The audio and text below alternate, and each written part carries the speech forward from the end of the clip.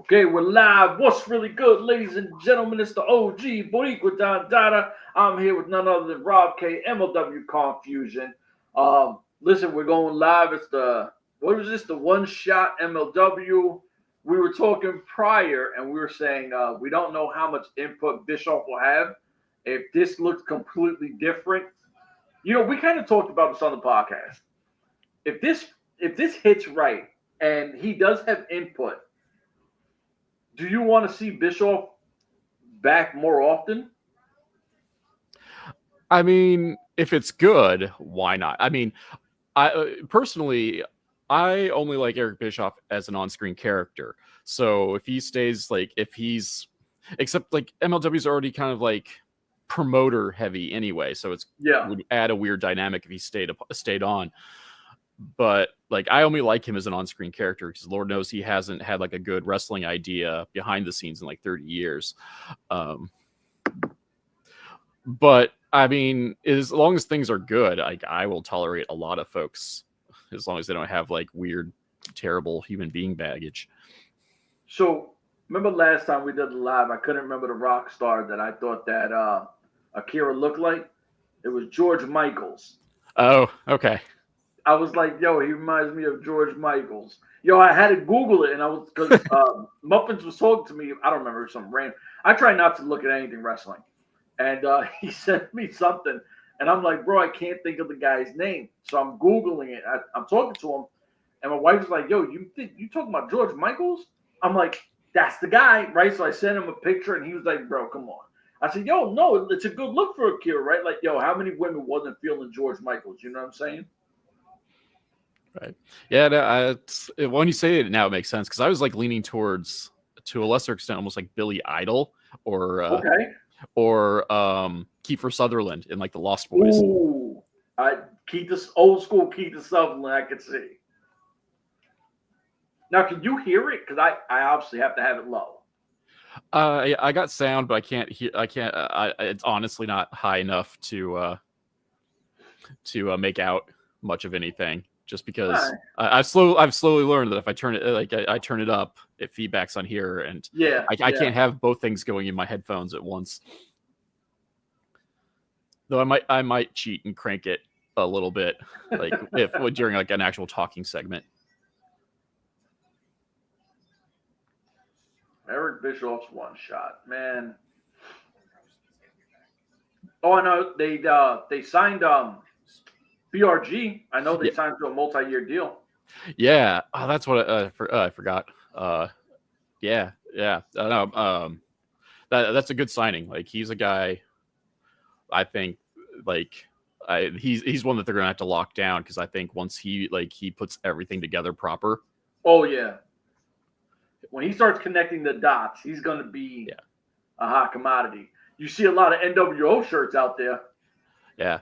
I it's again, it's one of the things Bischoff is known for. Oh, easy ease out.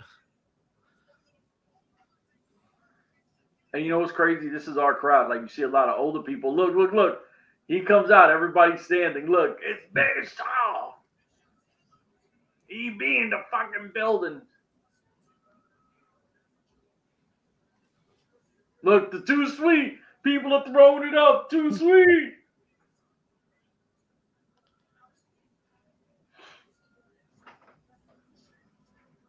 I'm good.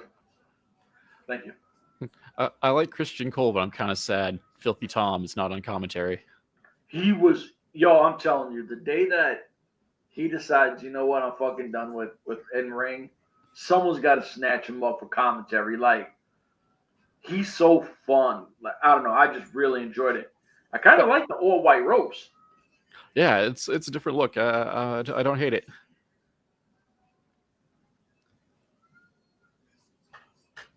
Talk to him, EB. Talk to him, baby.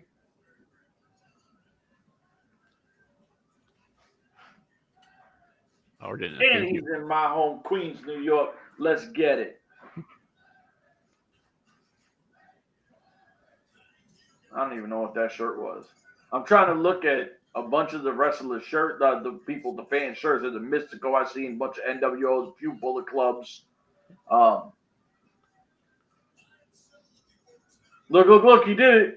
NWO for life, baby. That's my guy. I told you I'm extremely biased. When I'm biased, I'm over the top with it. Eric Bischoff, the outsiders. There's a Flair. There's a Stone Cold. I don't know why you're wearing a Stone Cold shirt at an MLW event. Well, that's what wrestling fans do. Wear shirts that aren't. I don't want to say aren't appropriate because that's not the right word. CMLL hoodie right there. Yeah. Oh, filthy Tom! Why you do this to me, man? It's the one time I don't agree with you. Oh, I must be on a delay again. Well, one of us would have to be. Them's the rules. That's the golden rule, right? One of us has got to be like 5 seconds behind. Filthy Bros. Rare miss from Filthy Tom Lawler.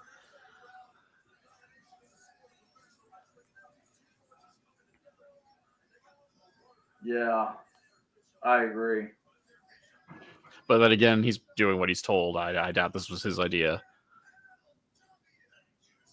Because they were feuding for a wee bit in time. Yeah. I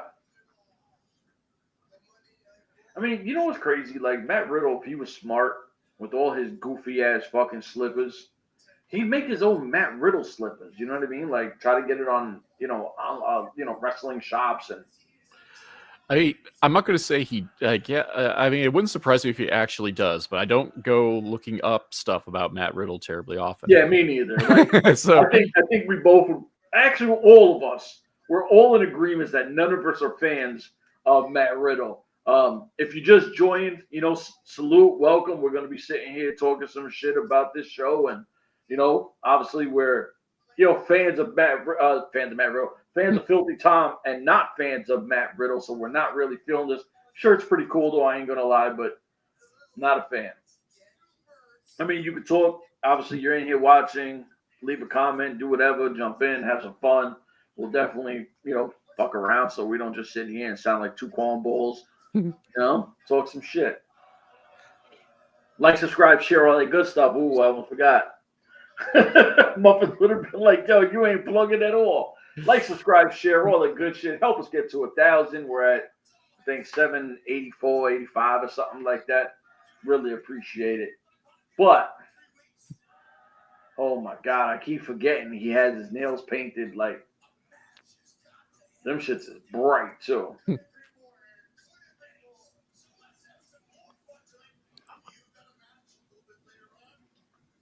I mean, why would you put Riddle in a faction right now? Well, I don't know if there's like a real faction thing going on, like with the Filthy Bros. Like, I know because Tom like offered to train Riddle, but but Tom is factionless right now.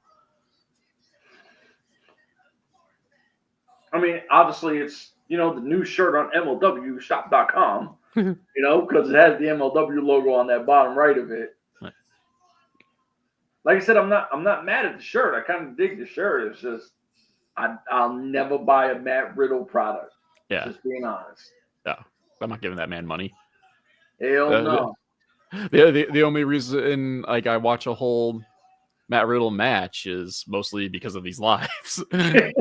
Yeah, for real. Otherwise, like I have this nasty tendency to fast forward. Yeah, he's someone who, I mean, with the last few we've done, his matches have been real lame. And, I mean, he just does one move at the end, kind of like a stunner. The guy does whatever, then bang, a stunner comes out, game over. All right, that was quick. See you later, fellas. It's for the best. Yeah. Get it out of the way early. Well, except he's got a match tonight, but... I mean, not for nothing. I'm not saying that this is going to be a long thing, but they already made an intro with the two of them, so... Yeah. It's definitely something. Oh.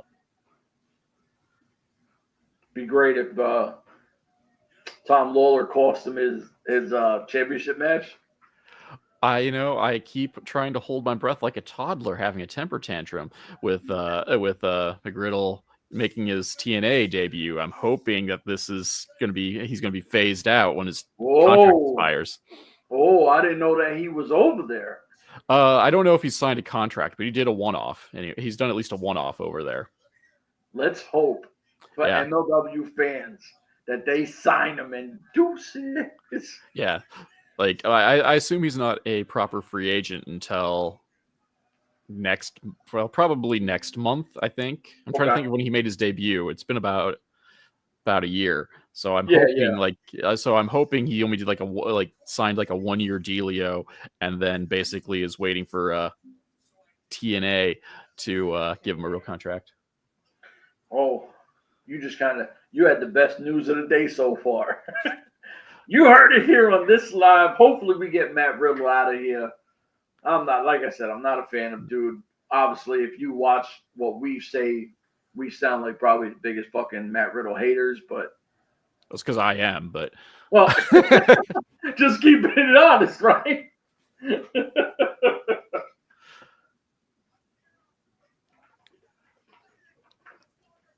There's too much talking. Like we need action. I need to figure out what's actually going on now. This is a long segment so far. There's something about 5 briefcases. 5 warriors willing to take a risk. One of them has a title. Body and bone. Are we stealing TNA's Feast or Fire? Feast or Fire? That's what I was thinking. At least Trevor Lee's coming back for next month. Yeah, I mean, Akira. Gravity gamble match. That okay? Kruger, okay. So far, BRG. Wow. Did they secretly bring back Vince Russo too, along with Bischoff? Because we got people climbing things for hidden objects, and that was Vince Russo kind of thing. Using his Impact footage. Oh, I dig. Believe it or not, Gravity and Gamble match. It was a nice video package. I'll give him that. Like, I'm not gonna. Cruel's out. So I'm excited. I kind of dig that, and I don't think they've done something like that. So, Contra, baby, my other bias group.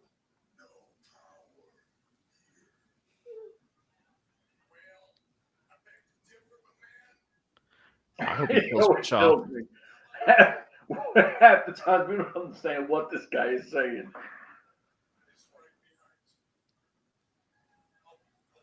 What the? They brought in General Aziz. That's the dude that hung around Apollo Crews who didn't know how to pin a guy. Is it? Yeah, Babatunde.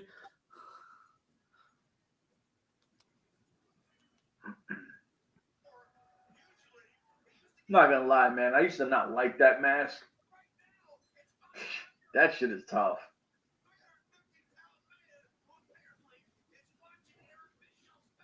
What the hell is his name here?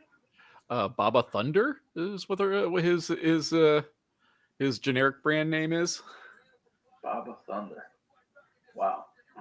Okay, he's obviously a real tall dude. That's how he got signed by WWE originally. Because they signed him and Omos at the same time. Oh.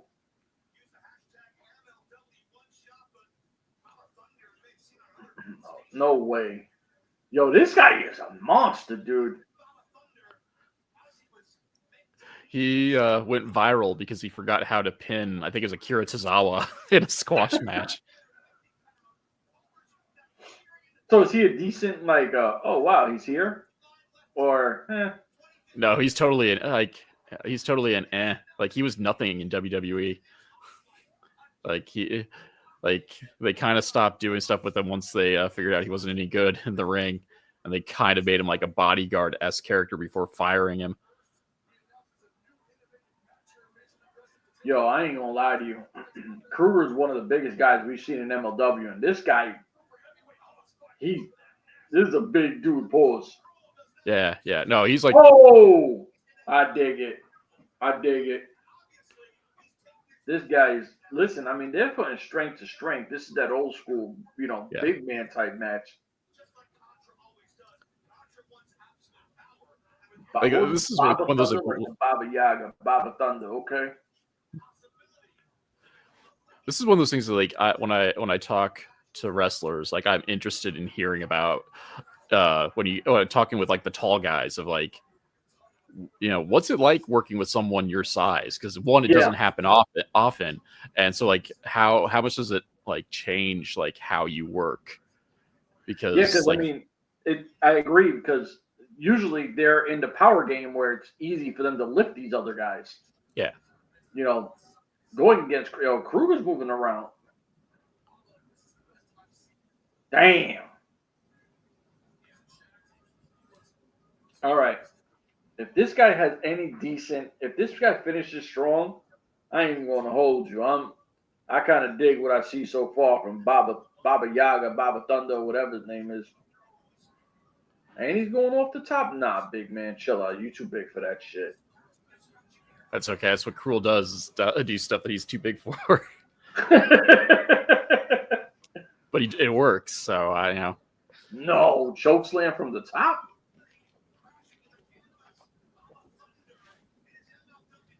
Bang! Punch you in your snot box. Cruel going to the top. No, he's midway. Man, you better hope your ring is sturdy and reinforced, because boom! Yo, that's when you're testing out them boards right there. Yeah, I can say, because this is first match of this chunk of the night, but like we still have half a taping to go. They are getting the ring ready for everyone else. I was hoping they'd chokeslam each other at the same time. Have you ever seen it? Yeah, once. I've never seen it.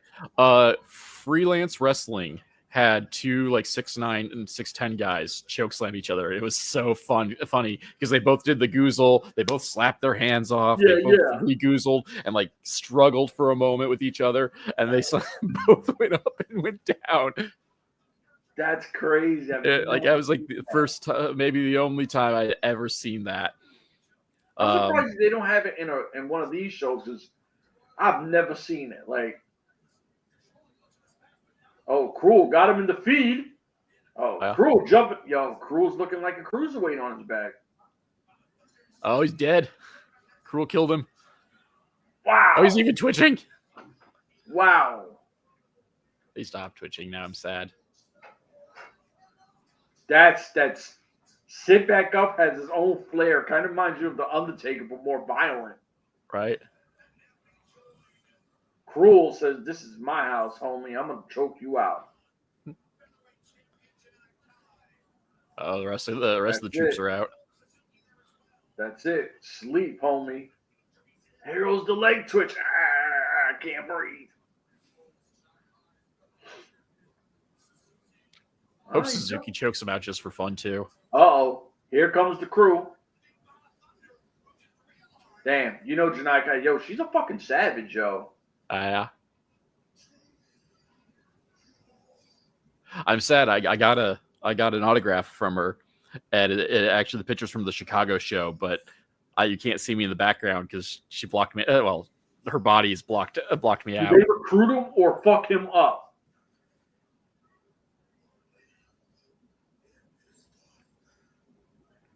If he gets recruited to Contra Union, I'm not gonna lie to you, I'm gonna be excited.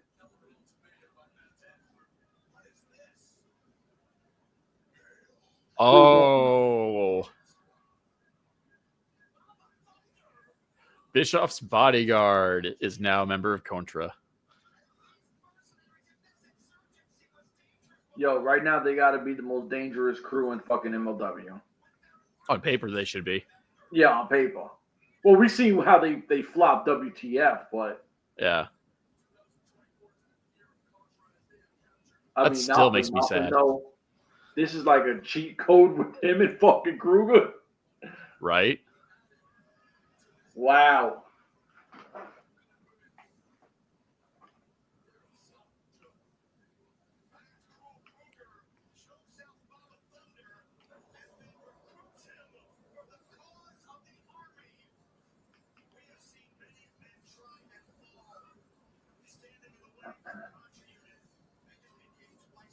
Holy shit.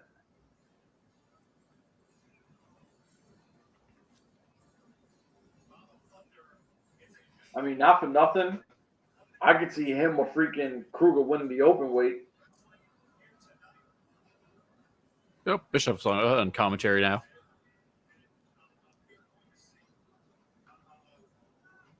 Wow. You know what? That's got to be a dope fucking gig, though. Real talk. Like, you come into MLW your first day and you join their most prestigious faction of all time. Right.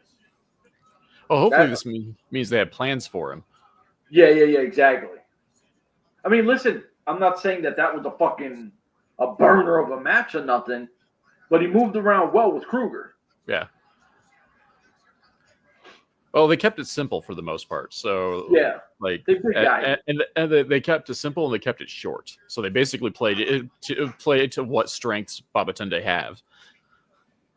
I mean, he should be a short match guy, you know. Like, oh yeah, like when if you're above 7 feet tall, you need to be an attraction. You shouldn't be in there having like super competitive matches terribly often. And even if you are, they shouldn't be terribly long. Exactly.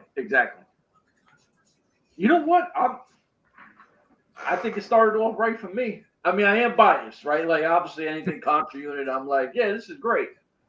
But anytime we get a new member and somebody who doesn't fit the bill, like completely different, I think it's dope.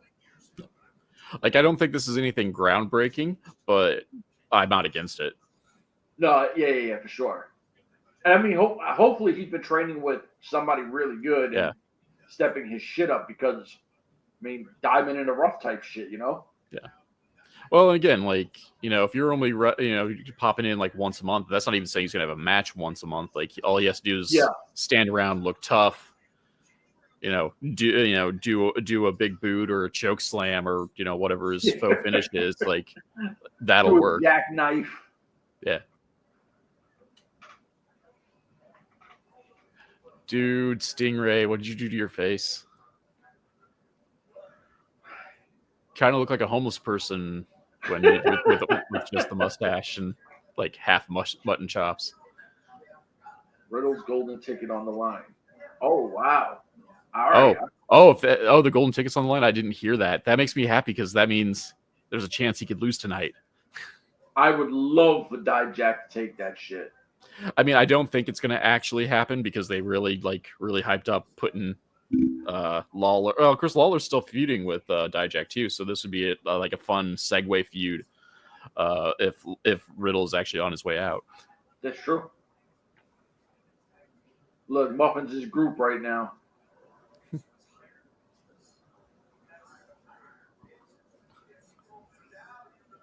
Paul Walter House is like, yo, how can I be a horseman? They're like, nah, dog, you're just not built like that. I actually have it muted, so I have no idea what the hell they're talking about. Yeah, I don't have it turned up high enough. I know evidently talked some shit because the Andersons got pissed, and now Bischoff's out here. I wonder if he's like helping fund MLW in a way because they kind of highlight him big time. Oh, Don is actually paying attention and basically said that Stingray accused the Anderson of being BRG's hired bitches. Wow. Wow. Yeah, Stingray, I ain't gonna hold that. His sideburns look like shit. The combination of like the mustache and the sideburns, like he just looks like a random homeless guy. Like, not that he's Hollywood leading man good looks, but like he looks extra slobby. Like, it's about the equivalent of like if they actually hired me to run around and try to look important backstage. It's funny, the guy walking behind C.W. Anderson, the random guy, just C.W. Anderson looked like, don't ever walk by me again.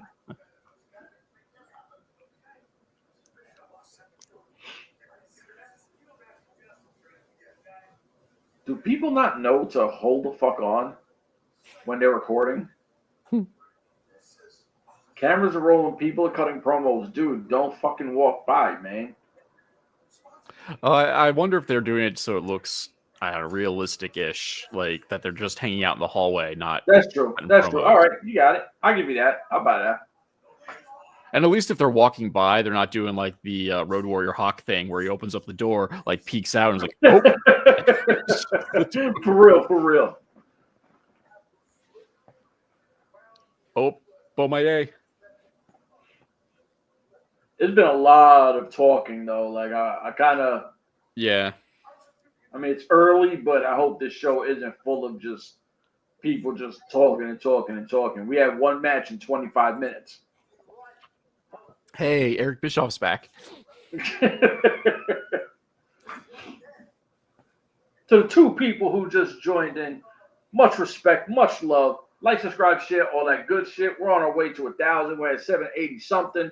If y'all could do that, it's free. Helps out the team. It is what it is. On that, we got Boomaye Fight Club, the big homie Alex Kane. We fucks with Alex Kane. He's one of the homies. Look at this shit.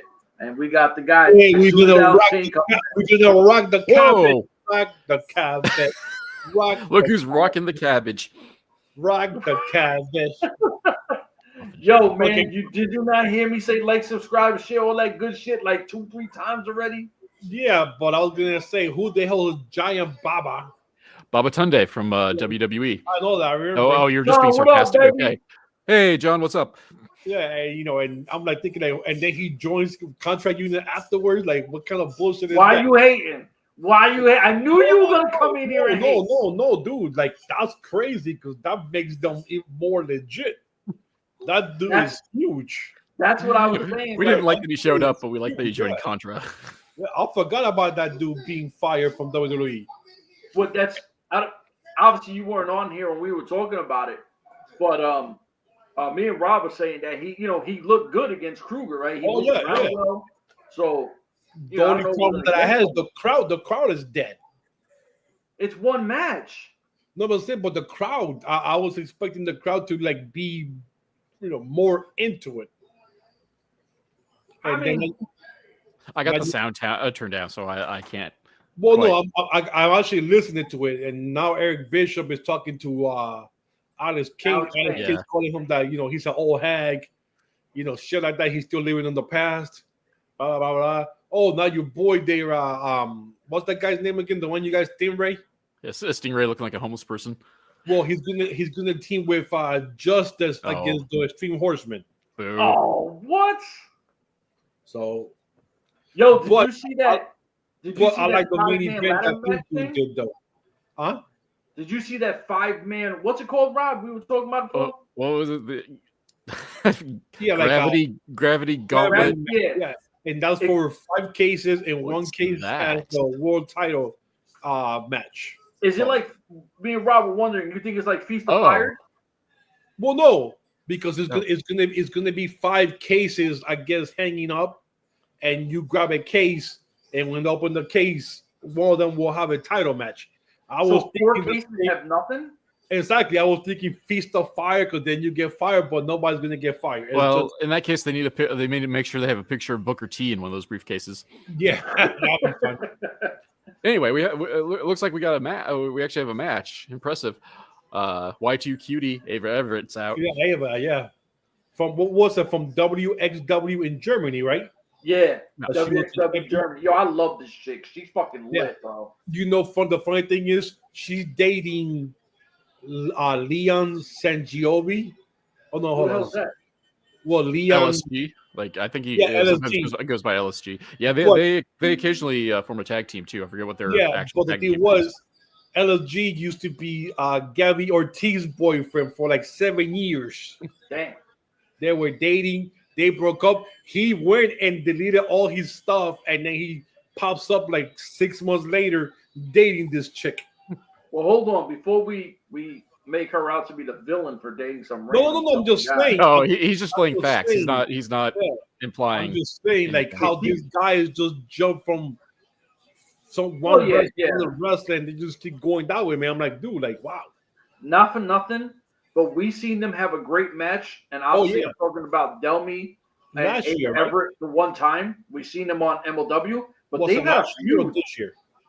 Last year. Because she was the champion from WXW. And they had a few matches in WXW that was fire. That was fire. Who won the match here? It was Delmy, right? Delmy won. Yeah. Okay, Well, so and the one thing I like about Ava is that she's actually bothered, well, both last time and this time to promote the match. Like, she's actually, yes. Yes. She caught a good promo, I think, this week about that. yeah. But they're good friends, right? Like they. Oh yeah, they- they're I mean, they're tight IRL. Yeah, they I know when they did the WXW match, they were in like the same hotel room or something like that. They were posting pictures. They're cool as fuck. But I'm telling you right now, Just started with a kick to the face.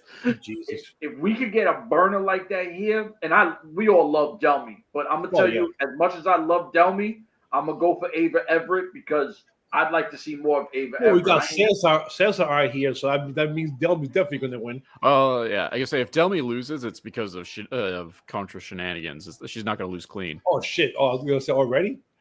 Well, see, this is what sucks about MLW. We have a partnership with this company. They should have shown in WXW match when they wrestle out there. Yes, one of those YouTube match. Oh, the match of the week. We're gonna show you from thing over there, and Delmy challenged her for her title. Stuff like that makes you want to come back. Oh shit! They actually working on a partnership. Yeah. You do fight of the week already taped. Like a couple of weeks after, you get interested into it. Yo, John, who you got for this match? You got Ava or Delmy? I got Ava. I think both of these gentlemen here, I got Delmy, man. Yeah, Delmy. Dude, they got like four. They got two masked guys out there: Jesus Rodriguez and Jesus Rodriguez. Even though I do know he's a wrestler. But I'm saying, in the way in hell, El Dum is gonna lose. Nah, I know, but listen, he's just being contrary to make it interesting. We can't all go for the same people, right? Like, I would love that she pulls the upset, but right now Delmy's on a, on a roll right now, winning her matches and stuff like that. John got Delmy as well. All right, John, I see what you're doing. You going with the majority, John. I see what you're doing. Why? Because John is a smart person. That's why. Damn. So I'm the only dummy here. All right. I mean, one of us has to be right. I mean, if I had a good wig, I could go start quoting Peter Tork and say, "I'm the dummy, Mick. I'm always the dummy." Yeah. Nah, but like I said, man, I really like Ava Everett's work, man. I really do. Yeah. Oh, and I'm also happy about that match that he did, Eric Bishop, because it's all just MLW guys. There's no MLL Mexican guys in the match. So now, would I be wrong to sit there and complain about Delmy's outfit? Like, why doesn't she rock red, black, and white to match the Azteca? She's always been like good girl colors. You know what I mean? Like, she always felt forced into the Azteca group. Like, because like half the time, like they barely acknowledge her existence, like within the group. Like Janai Kai fits perfectly with Contra. You needed to get somebody that fit perfectly for absolutely. She fit Contra perfectly. Yeah. But I'm saying, like, at this point, all right, we don't know what's up with Bad Dutito, right? Yeah. So let her be their top prize right now, her and Mystico. But she needs to rock that red, black, and white. You can't be rocking the good girl colors. She looks like Willow Nightingale with the colors. Yeah. Like Rainbow Bright type shit. Yeah, like real happy colors and shit. She like Delmy at times to me, as much as I love Delmy, she feels like a big girl. Like and I'm not talking weight, I'm talking like how we say Kruger and that Baba Thunder guy. Yeah, she's tall. She moves around like a big wrestler. Yeah, that was a good move right there. Yeah, she's bigger than Alex Kane. Yeah. That's what I'm saying. Everybody's taller than Alex Kane. Except for me. Oh, nice cutter. Yo, Chef is taller than Alex Kane, and that should tell you all out right there. So that was the most stark thing when I finally got to meet Delmy was like how much taller she was. For like she's not like actually super tall. She's but she's like they like stuck her with a bunch of people that were shorter than her. Well, she's like 5'7", right? I think 5'8". Yeah, something like that. 5'10". Like no, God no, not 5'10". Yes, she is. Hell no. Oop, lost my headphones. Yeah, please look. I'm looking this up. Look it up because I'm telling you right now, she's like 5'10". She is not 5'10". I mean, she's probably close to 5'10" if she's taller than Alex Kane. No, she's not 5'10". Ava Everett looking great right now. It's over. Oh, nice. Now this was a good match. Yeah. Last two that matches was crazy. That was a crazy clothesline as well. Oh no, she's 5'7". 5'7". Oh, so I'm taller than her. Or at least that's what she's being listed as. I don't quite buy it, but See, but all right, now that this match is over, 5'7". She had a great clothesline. Nice Hey, Chef. Huh? She's 5'7". I'm 5'8", so she's shorter than me. There you go. You finally taller than two people. Both of these women, right? Yeah, Delby, Ava, and Alex Kane. and he's taller than El Jefe. El Jefe's pretty tiny. Mm-hmm. So, okay, we see she had a good match, but if you notice the difference, is Ava Everett is better at working the crowd too. Mm-hmm. Yeah.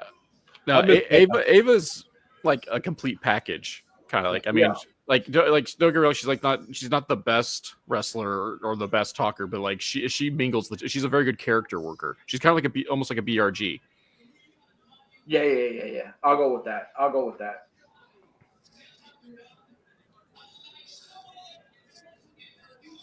Muffins, what is he talking about? You're the only one with value. Well, yeah, right now he's making sure that he's better than Eric Bischoff.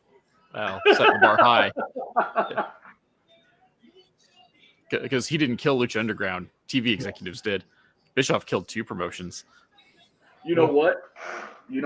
Let's keep it honest. Who would you rather see on your program for whatever wrestling you watch? El Jefe or fucking Eric Bischoff? Oh, this is an El Jefe household.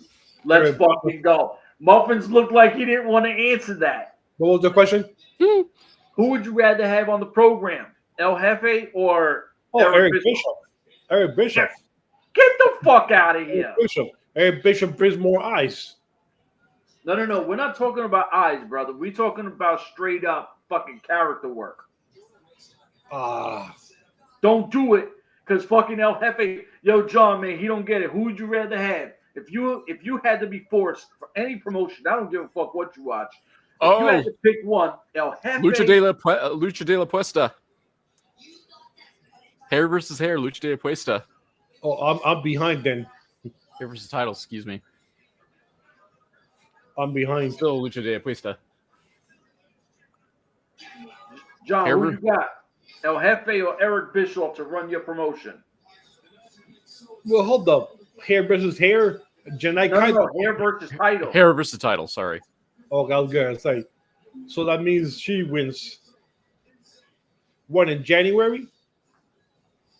I didn't catch the when. Yeah, I didn't hear. Or I didn't. Oh, Dijak. Oh, on Dijak. Now Matt Riddle is for his title match. Just before you came in, I fingers crossed that means McGriddle's on his way out.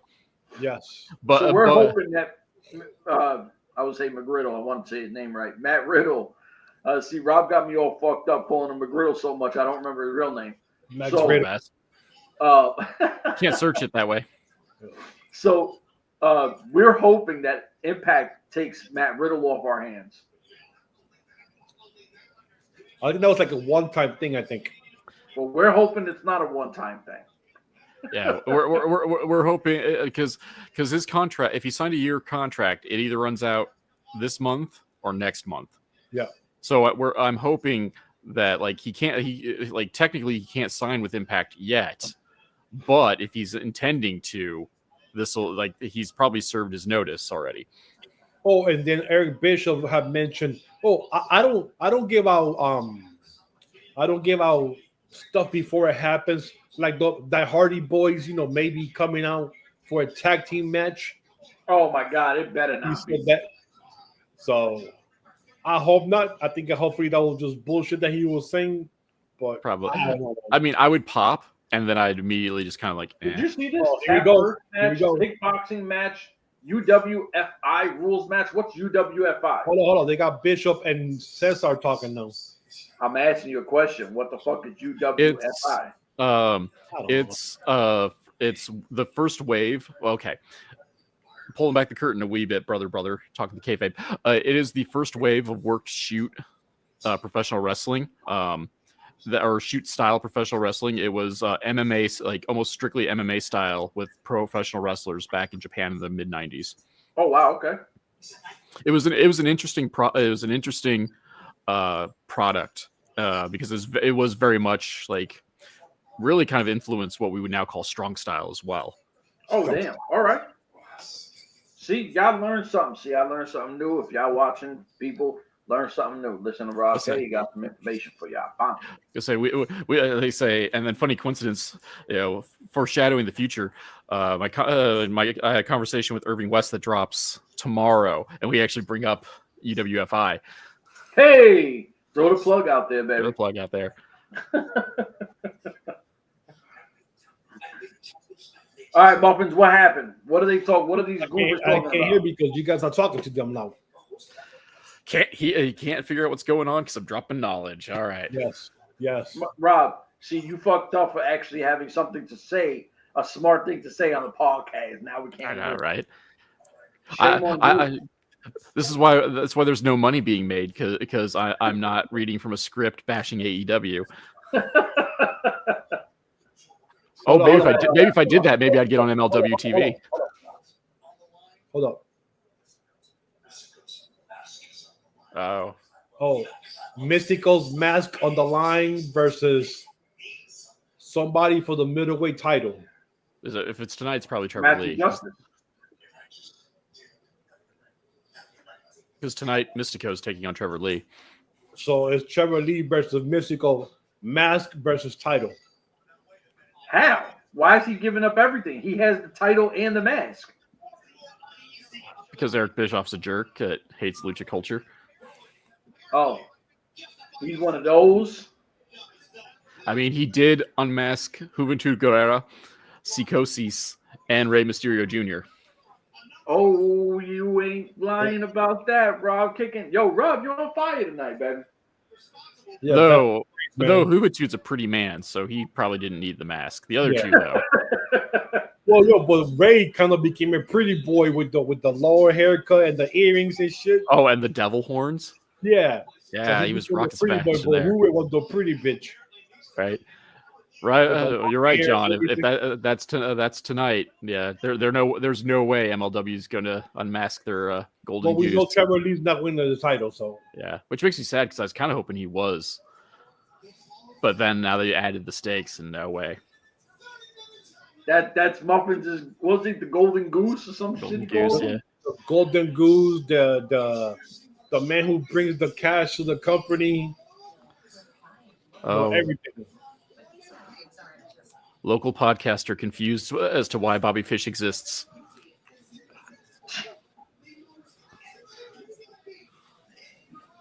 And this is the match where the fans pick the stipulation or whatever. Yep, Alex Kane rigged it, so UWFI would win. All right. I'm just glad they don't have a blindfold match. Jesus. I don't know. Their last blindfold match was fun. The last one that MLW did. No. blindfold matches are the dumbest shit ever. Oh yeah, they're usually not good. But... See, even John said Mystico will win. Well, he will. Like that. Once they put the mask on the line, there was no way Mystico was going to lose. Well, plus he has the match against Caberno in January too. So yeah, can't mess that one up. Bobby Fish, Muffins' favorite wrestler. I wonder if he spent 40 minutes warming up. Who's favorite wrestler? Who's Fish got? Alex Kane? Yeah. So what are you doing? Because obviously I'm going for Alex Kane. That's the big homie. John, of course. If you want to see some dope interviews, we have interviews where he got drafted to MLW. We got interviews where he was the open weight, and we got interviews when he won the world heavyweight. Alex Kane is the big homie. We got it in our shit. It's in our interview stuff. Fucking unbelievable. Super cool Always guy. champ. Always champ. But always champ. Who do you go for? Are you going for Alex Kane, Muffins, or are you going to try to go with your? Well, Kane will win. Kane will win, but I'm hoping and waiting for a beatdown by the Rogue Horseman afterwards. I don't know. He's got a bunch of people there. He's got Mr. Dude, all the Thomas. He always has a bunch of people, and they disappear. That's true. And they Where's really Kevin don't Knight? do shit. But the one who stays there is Thomas. Sometimes Faye stays, but she doesn't get involved. Like even when she hangs out. Yeah, I actually like. I mean, I want Kane to win, and I actually think in this situation he is going to win just because Bobby Fish seems to be the kind of the guy that eats the most pins out of the Rogue Horseman. The Rogue Horseman. Yeah, the Horseman. The more he evolves, Alex Kane, he feels like an old school Black Panther. Yeah, and he's totally rocking the 70s thing right now. Yeah, in general. And he's been dressing like that lately too. Yeah. He was like a pimp from the 70s. Now I'm telling you, Black Panther, bro. Like that was the look. He was like a pimp from the 70s. Nah, I'm going with a Black Panther, and I'm not talking about Same the thing, one bro. No Avengers. Black Panthers can be pimps. Black Panthers can be pimps. Bro, what the hell are you talking about? They can't be pimps. No pinfalls. The submission. Yeah, MMA, basically MMA.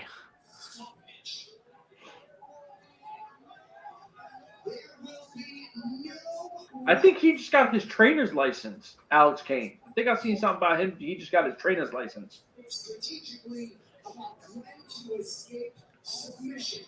I really like that fucking the video thing behind him. Yeah. I just hated how he went from One Shot to Eric Bishop's One Shot. Yeah. It's like, yo, come on, man. Yeah, like they changed it to make it seem like he was the one who came well with it. It's been up for like a month. Yeah. Well, also, One Shot is they've done this a few years now. Yes. Well, and One Shot was their original return back when the company was reactivated in what, 17? Yeah. Yep.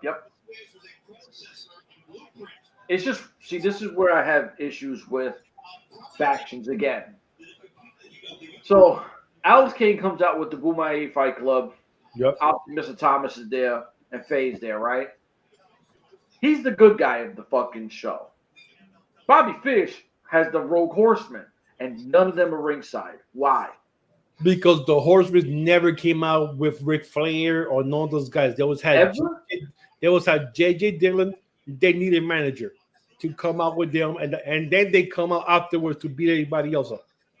Okay, I didn't know that. Okay, so I guess it was always JJ with whoever came out. Luger, so they're sticking into their culture, obviously. Yeah, Barry Windham, R. Anderson, Tony Blanchard. Was always JJ and the wrestler. That was it.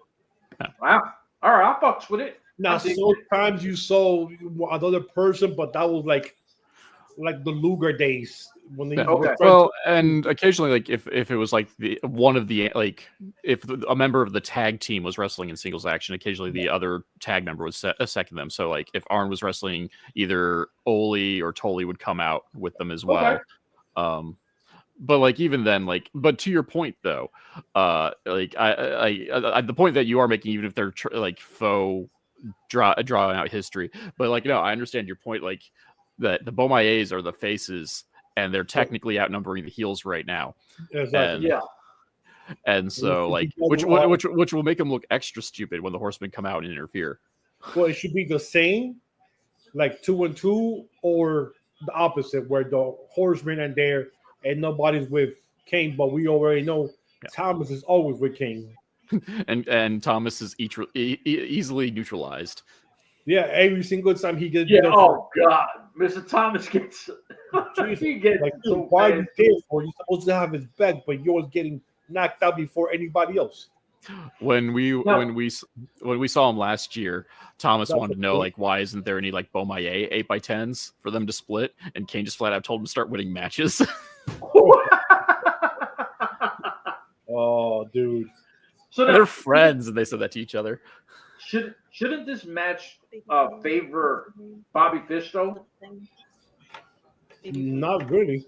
No? I mean, it's even because both of them got the submission suplex thing, but Bobby, you're right. Bobby Fish is more like a takedown guy. So yeah. Fish is more of a more of a striker, but he's very heavily MMA. We'll call it MMA influenced. Like actually, like all three match types, like were Bobby Fish's wheelhouse. Though I will say this match was probably the least. So now, what is it? You got to win 2 of the 3 matches. No, that's 1 fall, no pinfalls, submissions, or ref stoppage. Okay. So basically, think MMA. Except they're not in a cage. There's no rope breaks. There's so like, come on, like why? There's no rope breaks. Why did you make him break? They lose a point for that. See, this is where. But still, there's no rope breaks, so there's no point. Yeah, no, there is, but you lose a point for that, and he just lost a point. Is that what they said?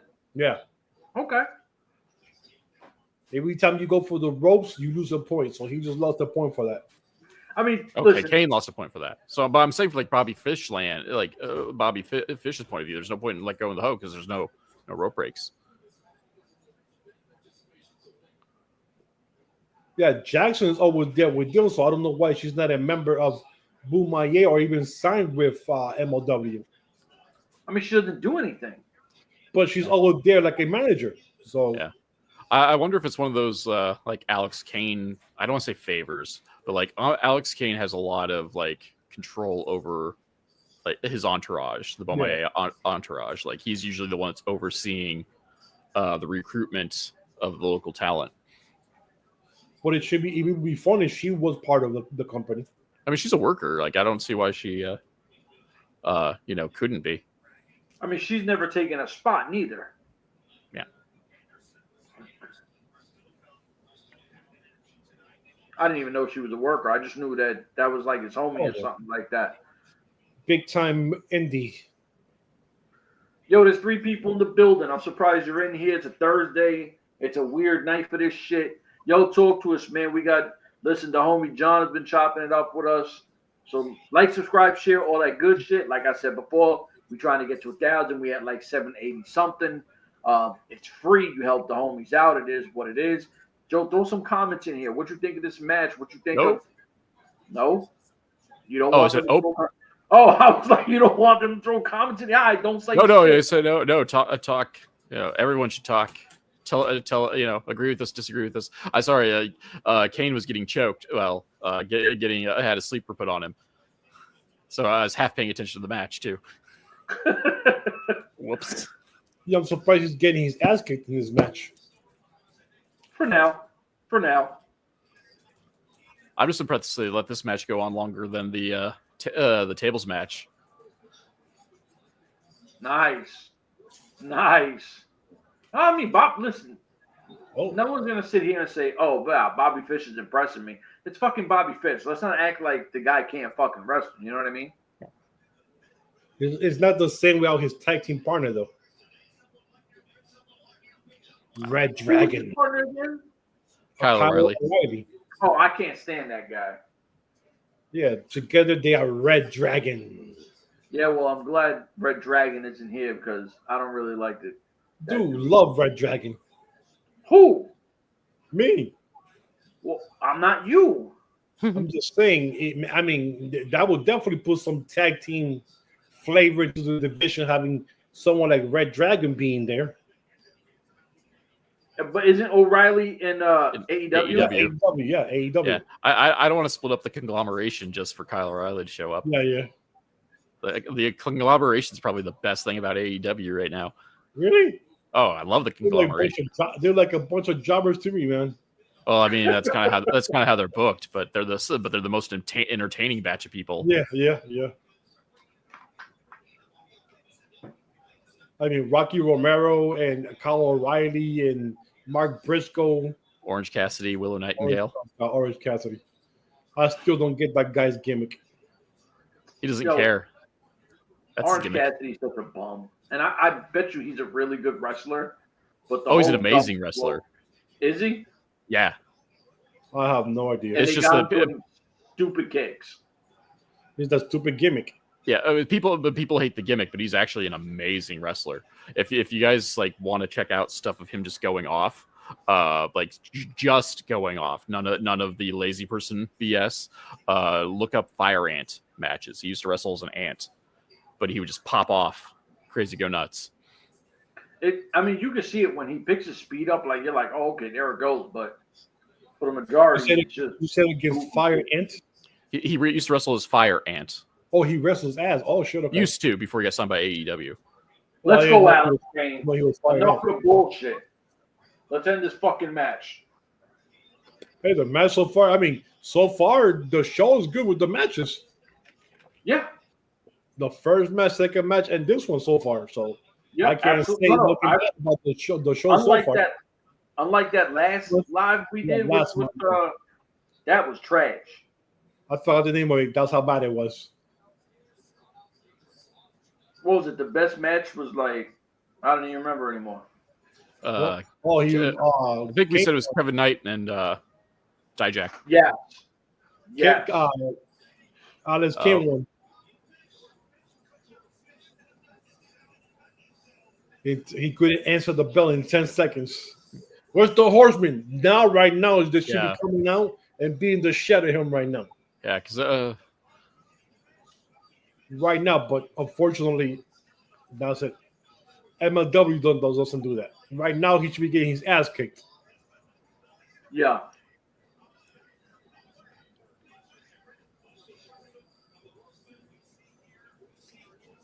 I didn't think that move was so devastating for him not to get up, though. Wow. That's the one thing I dislike about like when they shift matches to like MMA shoot fight stuff is all of a sudden like rando moves are the finisher now because they couldn't get up from something that they barely used. I mean, it's a good match. It's definitely a good match, and Kane coming out on top. You know, I fucks with it, but like at that point, he should have choked him out of something, like make him tap out of something.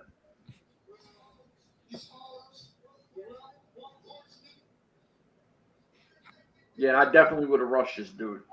Like that would have been the plan, but you know, my bad for being a logical heel person fan. You know what I mean? Oh, Kane's out here dropping F-bombs. Kane don't give a fuck. He's tired of the fucking bullshit. He's like, I'm a former champ of everything, and you got me doing nothing. Oh, Eric Bischoff.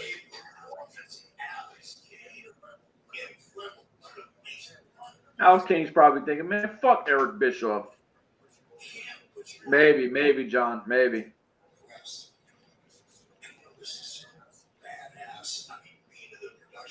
Muffins, man, you're the one who has the value. You got to talk during these segments, bro. He hasn't saw anything yet.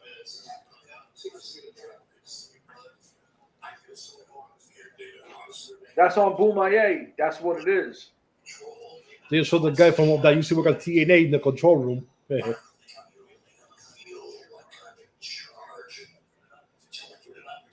know what, man? Fuck Eric Bischoff.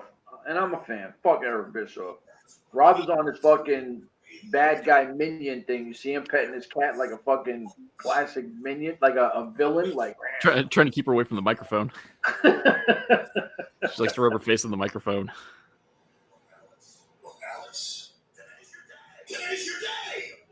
Oh. What happened? I hear yelling on your side. He just fired Alex Kane. What? He just fired Alex Kane. I should tell you right now that no one should like Eric Bischoff. Yeah, he's not a good Alex Kane right now. He's saying he doesn't feel the same that I'm on power without firing somebody. And he fired Alex Kane. It's okay. No, you don't. Okay, where's Mr. Thomas at? No, you don't. Where's Thomas? He's got a job. He can't be attacking security.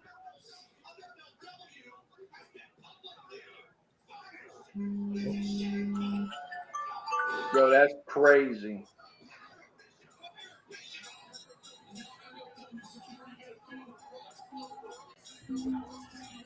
Dude, I could do that job security. I get there on my knees and just beg, don't hit me. Is that you, Robinson? I could do that. I could do that job. Wow. That suplex was vicious on the little skinny guy.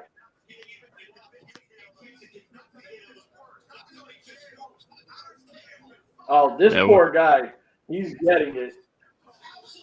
So Alex Kane has been fired for no reason at all. Kane has been fired. Okay, he's the bigger dude. Alex Kane is violating security. Oh, they got like 90 security guys. Well, I mean, how are you going to fire Kane? That makes no sense whatsoever as to why. I assume either El Jefe will retcon this. He was saying that, he's in charge and how he feels that he hasn't done anything yet or fired somebody. So, Kane, you're fired. Like, what? Eric Bischoff is a moron. Here comes, this is Chef's favorite tag team here. Who? I'm on a delay, so who's my favorite tag team? The Japanese guys here. Kasi Max. Oh my god, I can't stand those fucking guys already. Like, I can't wait for them to be gone. Like, man, fuck Cozy Max. That shit is whack.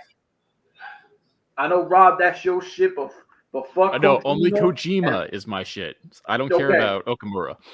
The snitch. The snitch. Oh, the backstabber. Oh, he calls him the snitch. Yeah. Oh, hey, what's he look like, Muffins? What's he look like? What's Akira look like? Who? Akira, who's he look like? Oh shit, you said who he was too. Damn it, dude, I forgot. Rob, tell him, because I was telling you before we came on. George Michael. Yes, George Michaels. You're telling me he don't with the black beard and the earring? That's George. Listen, Akira's doing the damn thing. Salute to Akira, taking it back to old school shit. George Michaels, though. So we got Alex Kane rocking the 70s and Akira giving us the 80s. Yeah. Hell yeah! Listen, I'm all for it. I'm being super positive to Akira, bro. George Akira, George Michaels, baby. George Michael, I can't believe that. And you know he does. He looks like him. I don't know, man. You making shit up now. Yo, there's two people that are watching right now. Please, if you're anywhere over the age of 40, and I don't know if you are, but if you're over the age of 40, does Akira not look like George Michaels? And that's no disrespect, no hate. Yo, George Michaels, listen, stop playing with George Michaels' name. If fucking that motherfucker walked down the street, he bagged your bitch. Like, that was George Michaels. Okay, but unfortunately, he wasn't bagging bitches, though. We're not talking about that. So he wasn't bagging no bitches, though. But he could. That's the. He could though. If he wanted to, but it wasn't happening. I'm just saying, if he wanted to, like he could take the lady from your arm. But the problem was he didn't want to. I understand, but we're not even trying to make that. I'm just. Oh my god, you're making it something that's not supposed to be. Why you cause trouble, bro? Whatever. You a troublemaker. Whatever, man. Yeah, I'll be right back. Okay. Right then. Trevor Lee to the moon. Still can't believe he's cut his hair. Oh, I got Contra Unit on. Yeah, I'm a little behind you guys. But that seems to be the thing. We always kind of... Oh. One of us is on the delay. Oh. There's been a lot of talking, though. Way too much talking. Yeah.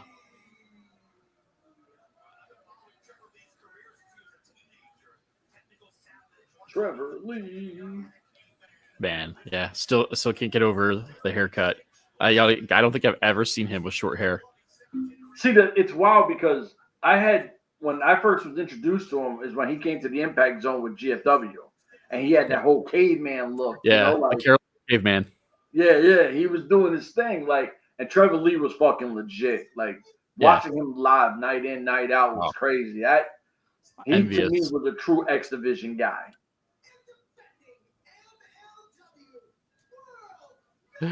One of the local guys did an interview with a rival podcast, and he basically said basically stole all of his moves from two people, Trevor Lee and ACH.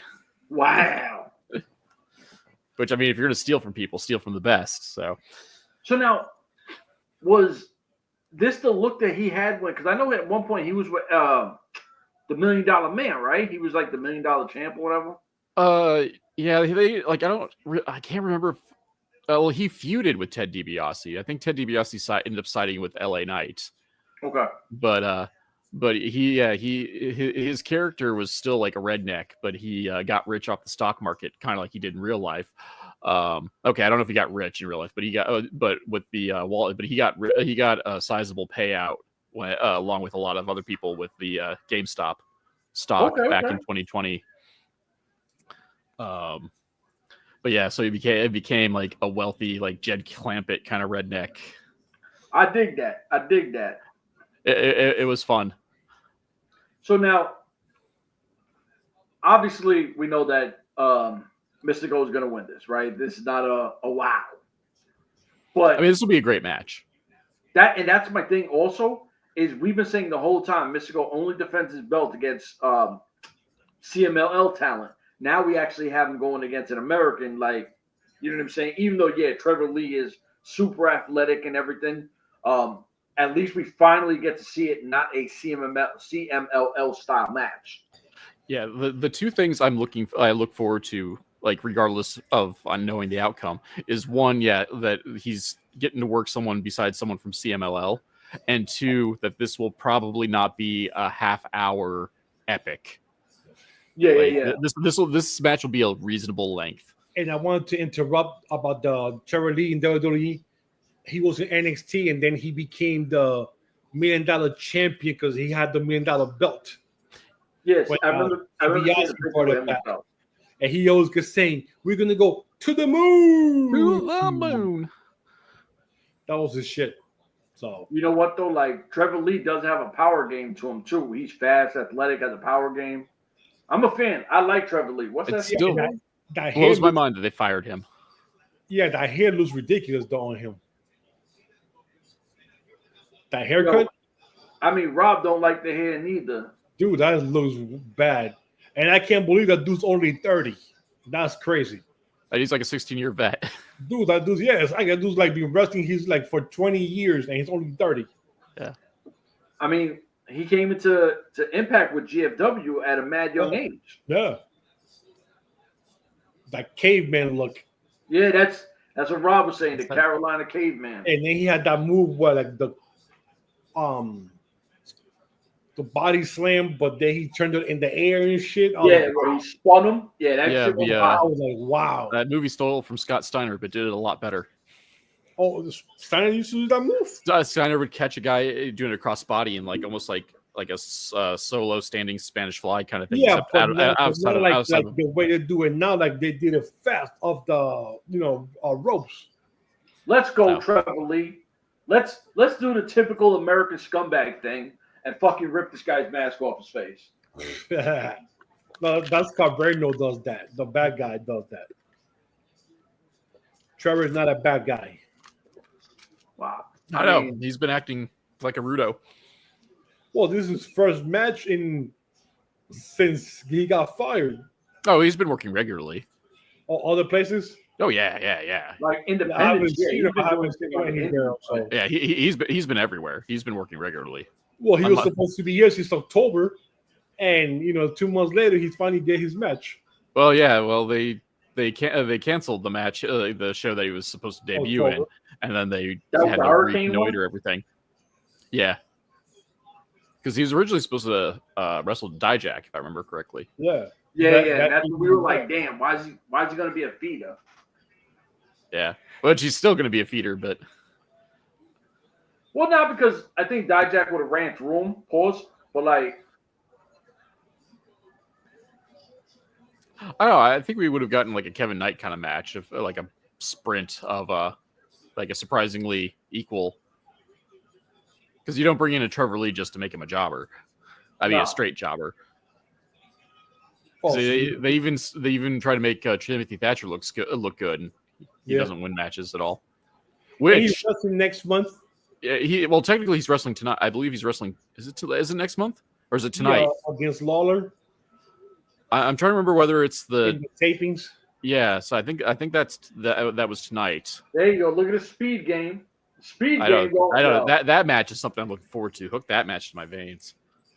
Trevor Lee looks like he's getting frustrated out there. Like, fuck, this little motherfucker's flying around. I mean, it's been a pretty one-sided match so far. It's been showcasing Mystico, and he just seems to be in the ring. To the moon. Your man's going to the moon. That's about it. I was saying it. He just pointed to the moon. Yeah, well, Trevor Lee is fucking getting dominated. You mean Mystico? Here we go. He's going to fly. This is where it reverts. It changes. Bam! I dig it. Look, Trevor Lee's throwing the beats to him. Let's go, Trevor. Let's go, caveman. To the moon. You know, whatever happened to Andrew Everett? He's still wrestling. He's around the indies. He's primarily doing a faux comedy gimmick where he's allegedly over 7 feet tall. Andrew the Giant. Oh, God. Wrestles in an Andre the Giant style singlet. Wow.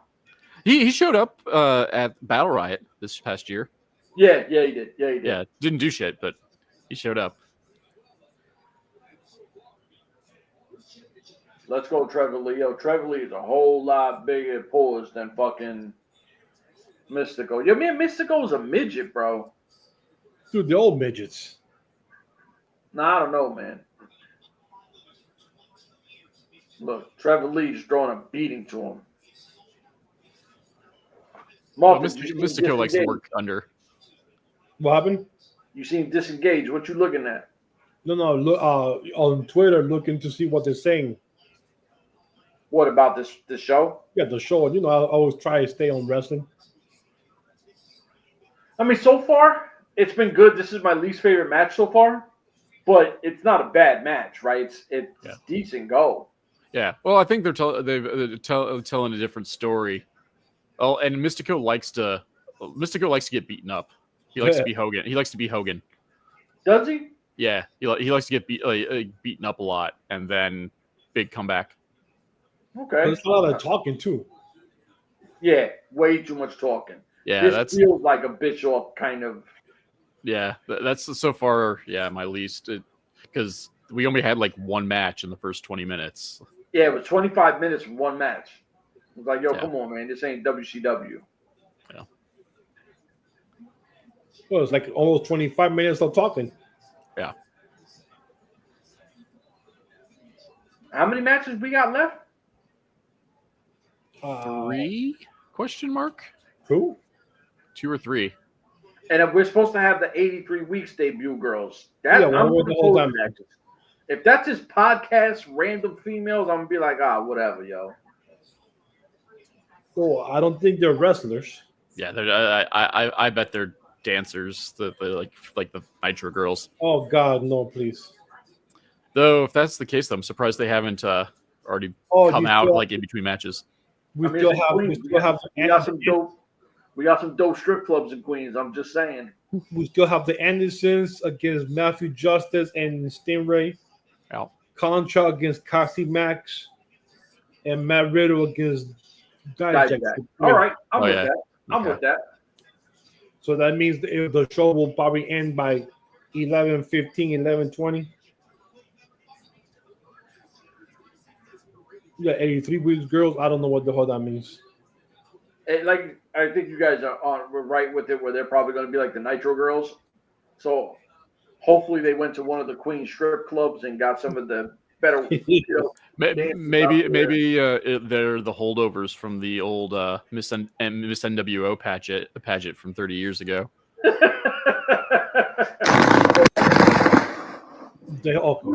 Well, because they're in New York, and I'm going to say this, and I might get canceled for this.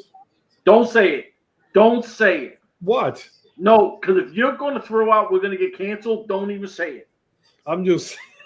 Don't say it. I'm not saying that. You're I was gonna say since they're in New York. No. We're good. We're all right. I'm just saying. Yo, you be causing trouble, bro. On some real shit. On some real shit. They're in New York. It could be some rats dressed as what's the thing that it's all Rizzo from the Muppets in drag. Yeah, but what is like the rats dressed as the armadillos? Yo, dude, you callbacks. All right, man. Talk to me about this match, man. Well, so far I'm a little bored. It's went on too long. I was expecting a lot of high flying maneuvers, and I still haven't seen it. You know what? I'm gonna tell you, like I said about Janai Kai, who I think Janai Kai is super talented, and obviously so is Mystico. I am so bored of their run already. Of who? Of Mystico and Janai Kai. Yeah, like basically all the champions except for the tag. Well, I guess it's only like half the titles, but like outside of the tag and the National Open weight, they need to be dropped. Or they need a new title holder. I don't want to say like get rid of the titles because crazy. A year and 2 months with Janai Kai, dude, that's crazy. No. Janai Kai's been champ way too long, and she just got signed to the company. What, like 3-4 months ago? They actually signed her. Yeah.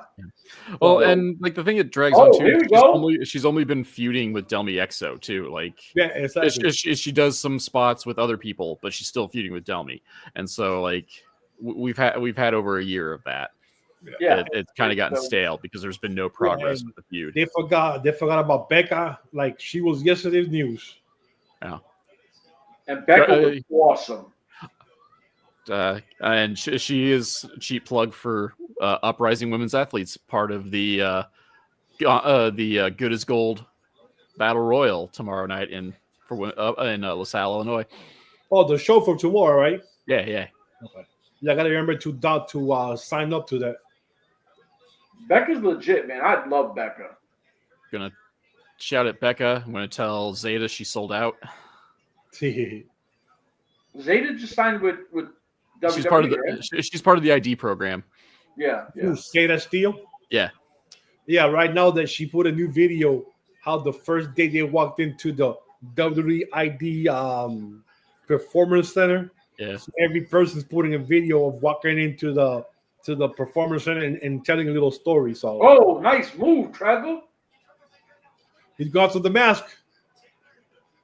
Bob K was right. He's gone to the mask. It's a DQ though. Don't do it. I mean, it's America. It's not a DQ, but he's gone to the mask, like Rob K said. Whenever I see someone, even like live, like they go for the mask, I'm like, that's a DQ, ref. No one cares because all refs are biased. The worst matches that I see are the mask versus mask in Mexico. They literally have the whole mask ripped up of their faces. You guys should see their faces, but it's still not over till they actually lose. Then they take the mask off, but you already seen the guy's face. Yeah. But the whole mask is ripped up, but they got blood over the face that you really can't say the face. Like Penta. I think I've seen Penta's face more than like any other luchador. Yes. And you see his whole face, but it's still not over till he gets spin. This match has to be over like in the next 2 minutes. Yeah, this match already went over its limit for me. Gnarly power slam, though. Give him that. I mean, like, listen, I'm bored of the match already. But damn, I'm already bored of this match. Like, it went over too long. Way too long. Man, they're gonna make me eat crow. I said like I was looking forward to this because one, it's not a CMLL match, and two, that it shouldn't be the half-hour Mystico epic. So they're making me eat crow. I was expecting more out of this match. Yeah, I was expecting it to be a little bit more. Yeah, a little bit. I don't want to say like high flying, but faster paced. Like, I was expecting both high flying and faster paced. Like Trevor Lee's, he's not going full Memphis, but he is working methodical, which I didn't quite expect. Oh, there's the move right there. He just did that move. He just did the move. Yeah. You know what it is? I think I'm already bored of all the CMLL shit already. I'm like, all right. Yeah, I mean, it was good because like, oh wow, all those guys from CMML. But dude, it's already been like what, a year? It's been a while, man. It's been a while, and I'm already. All right, man. Let's get me back on track with how we do. Oh, Yeah, I'm all good for paying homage, but half of the fans don't even know who half of these Mexican guys are. Yeah. You're bringing a guy who's 65 years old next month for what? To have a heart attack in the ring? that's that move that y'all was talking about, Trevor Lee. Yeah, dude, you're way behind then. I am. I don't know why. You gotta like fast forward on your TV. You know what it is though? It might be because I'm watching on my Xbox in the room. Oh, Yeah, okay, I know. It seems like whenever we go live, one of us is lagging. it's way back. Yeah. Yeah. So like, as I joke, it usually was me. Yeah. It used to be Rob K. You know, ever since the last few lives we've done, and I put them on the Xbox, I'm the one on the delay. Well, these guys are doing moves they are not hitting, and I'm thinking they're like half a second behind each other. So,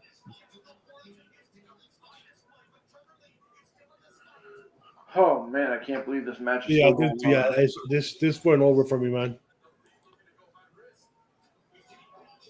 Like we know Mexico's going to win. Just finish the shit already. Oh. Here comes the Spanish Fly. Solo Spanish Fly. The Puerto Rican. You're better than this, Muffins. I call it the Puerto Rican Fly. Hey, invented by the Puerto Rican Fly.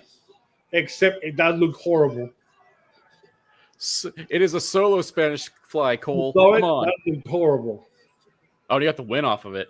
Yeah, but it looked horrible. It looked more like he was like doing a like an arm drag. Yes, or a hip toss. Yeah. One of my most nonsensical wrestling pet peeves is the miscalling of the Spanish Fly. That makes me irrationally angry. Why? Because no one calls it you correctly. Hear Latinos? That's what it is. Are you tell us something? Oh, I'm saying a Spanish Fly is a top rope tandem move. It is not done by one person, and it's not done standing in the middle of the ring. If either of those criteria happen, you're not doing a Spanish Fly. You're either doing a standing solo Spanish Fly or just a solo Spanish Fly. It's a tag team maneuver. So how do you do the Spanish Fly? It's a tag team maneuver. Guy on either side. Yeah. Yeah, it's on the SAT. Yeah. The SAT are the inventors of the Spanish Fly. It's not a solo move. That's why I call it the Puerto Rican Fly. Here comes Cesar Duran.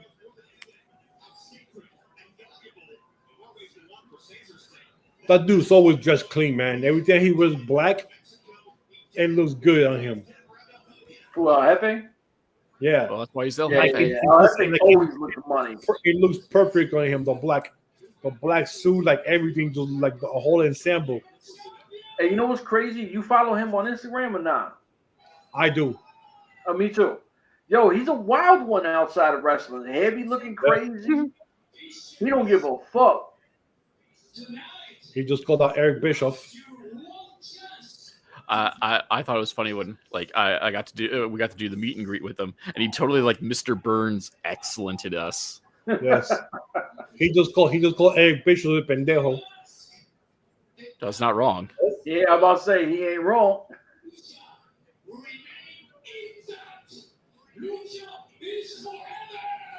Lucha is forever. Lucha. I can hear it from your TV. Lucha.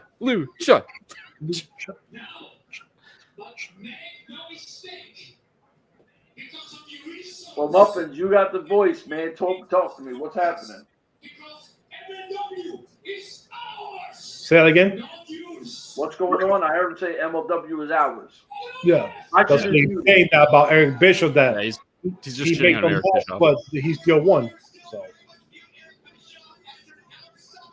yo, what did he just do? Because he put his hand by his piece, like. He's saying that Lucha belongs to us, the people. Lucha and Bomaye is for the people. Oh. Yeah, like the Lucha belongs to the people, to us. That's the boss right there, El Jefe. He's such a fucking dope character. Yep.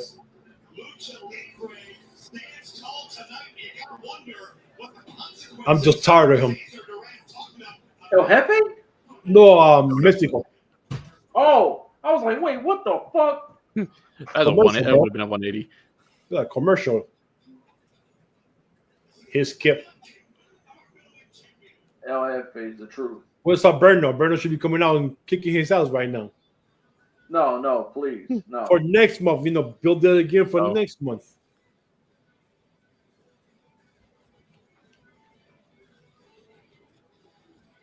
Oh, they say today WWE when they move to Netflix, it's gonna be live right there, no matter where they're at. So if they're in England or Britain, whatever, and there's a time difference, whatever time is there, it's gonna be shown here in the States. No matter if it's 8 o'clock there and 3 here in the afternoon, it's gonna be live right there, and then 5 in the morning there, here, whatever time, 11 at nighttime. It's going to be shown live right there and then. Oh, you weren't on when the King of Bros. No, was it? Oh yeah, Filthy Bros. What do you think of that? Filthy Bros. Yeah, the Filthy Bros. Right there, Holiday Dad Rush, December 24th. So that's the next show. Will be the day before Christmas.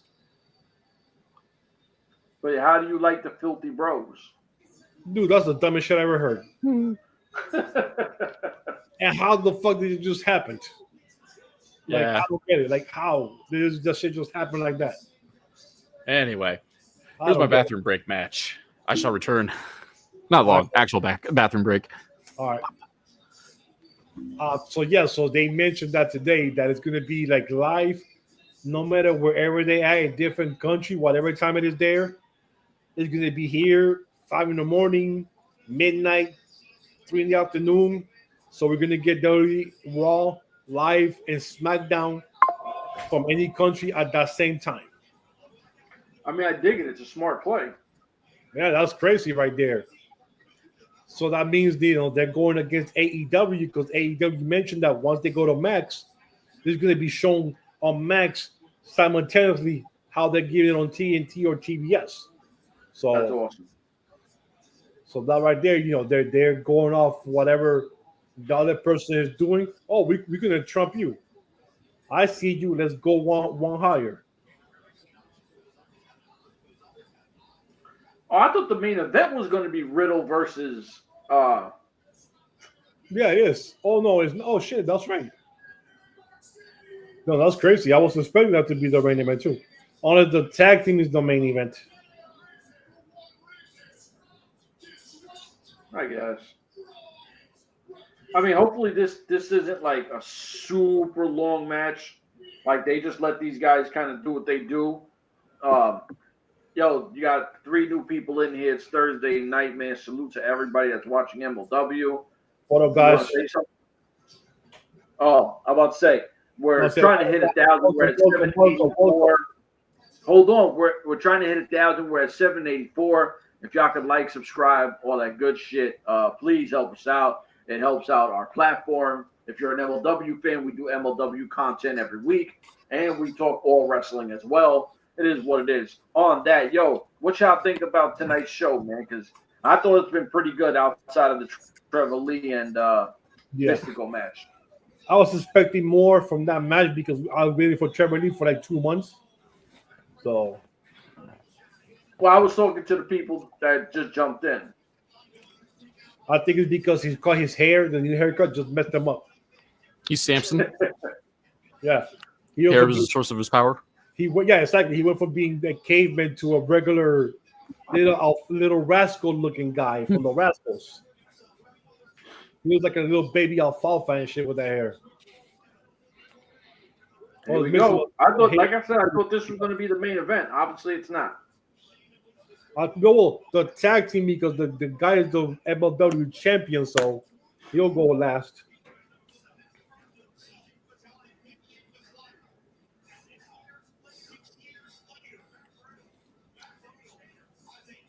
It's Muffin's favorite wrestler, Matt Riddle.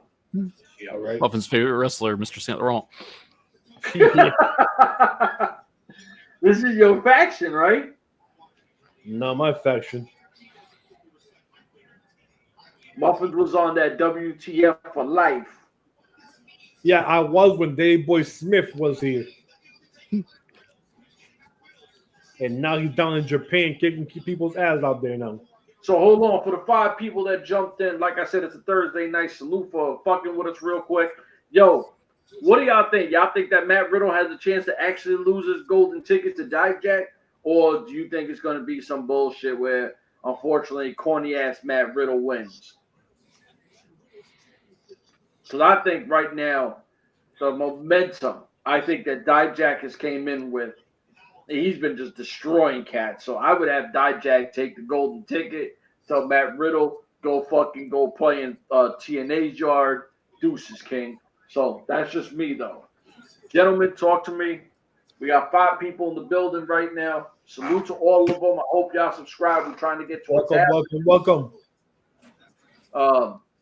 Rob K, Muffins, talk to me, man. I don't want to be the only one talking all night. Hey, man. All I know is this. If Dijak wins, then that means there's going to be a change coming up in the future for MLW. And McGriddle is out the door, going back to WWE in the future. So, or Impact. Yeah, but I mean, I don't know, man. I don't think WWE wants to touch him. Really? No. He didn't leave on good terms. But remember, now he's on the TKO, so McMahon's no longer there. So I believe Vinnie Mac loved Riddle. That's why he got the pushes. Matt Riddle the one. Are you serious right now? Nah, Matt get out of here with that. Who said that? Oh, man. It's Salby 85, Lord. Come on, Salby, man. If you're going to come in here, at least come correct. Don't come lying. We already have Chef making those stories, bro. Don't come in here like him.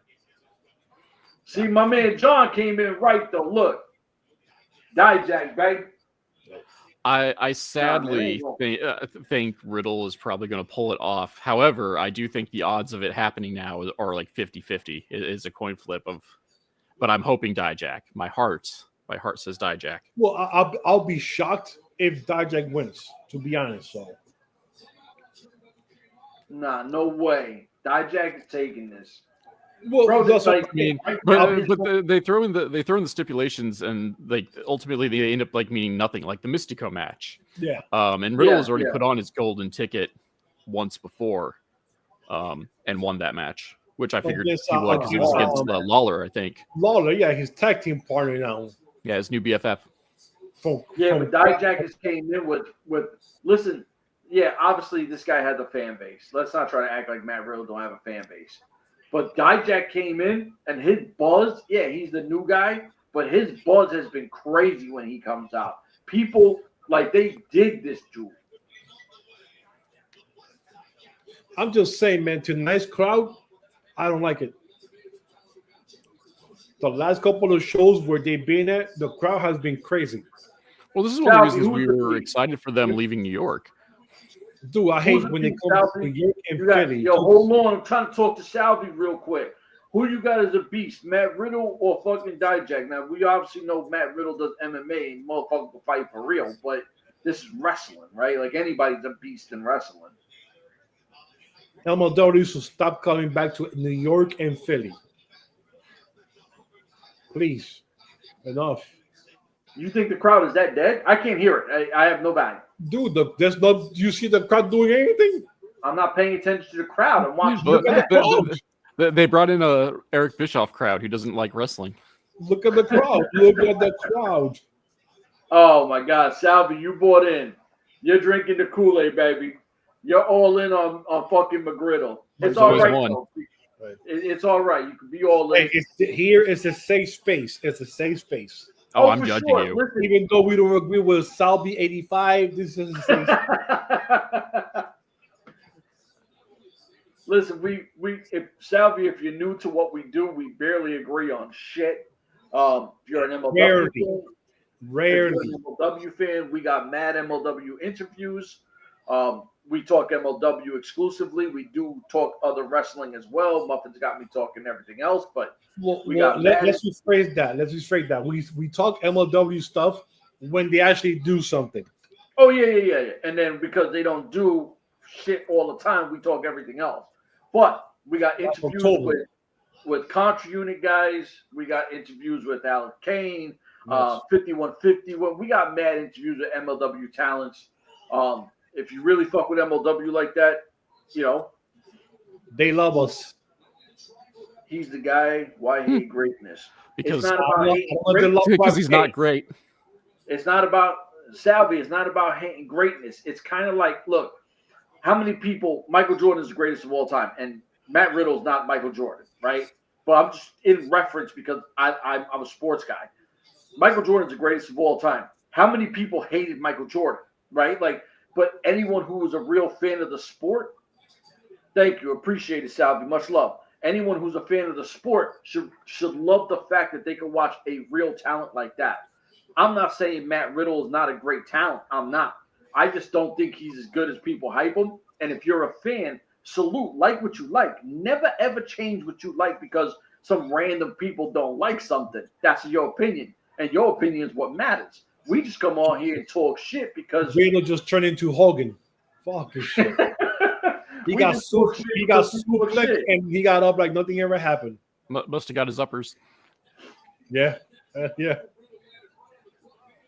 Yo, I was a Riddle fan in MMA days. That dude, I love that dude in MMA. When he used to have the dress, the braids on the hair, I thought that dude was from the street. I said, "Oh, this dude's from the streets." I ain't never thought this guy. You wild with that. You man wild with him in his early 20s. You know why the MMA guys wear the cornrows? I don't know. So their hair don't get in their face. So it's pulled back. Yeah, most longer hair MMA guys. Oh, that's what it's called. Unless they got the afros. Okay, I didn't know. But I always thought, I said, this dude in his early 20s was a beast in the ring. And the problem was he loved drugs too much, the weed. And back at that time, weed was illegal. Yeah. So, he always would get suspended. And then evidently, if his WWE runs to be believed, he's gotten into stuff that isn't the weed. Yeah. He's into marijuana. Yeah, he graduated. Yeah. Some heavy stuff. Oh, he's graduated to a lot of other hobbies too, which is the reason why I hate him. Young man, crazy. He graduated to some other stuff, bro. He went from the university. He went to in college. Can I make another drug reference, or are you going to get mad? Well, go ahead. So basically, if you on the corner still selling nicks and dimes of bud, which are now more like dubs and dimes, you're not a hustler, right? Like you're not. That was the cool moves that he just did. Yeah, it was. You gotta elevate to the next thing. Unfortunately, according to you guys, Matt Riddle elevated into the wrong thing going forward. Okay, you have the fat guy outside. You see, you guys are about to lose. Dude, you should have yanked him. Should have yanked the ref. Pull him out of the ring. You right next to him. MSL is doo-doo. We keep saying that. Dude, pull him out of the ring. Jump in and stop the 3 count. He just looking like, oh. Yo, I'm telling you, I don't get MSL besides obviously being the homie to freaking. That was a sick move. Like I said, I'm on a delay, so I just seen the flip knee thing by Matt Riddle. That was sick. The feast your eyes, yeah. That was sick. Matt Riddle, that was a fucking sick move. But back to Riddle. Back in his 20s, I thought that dude was a beast.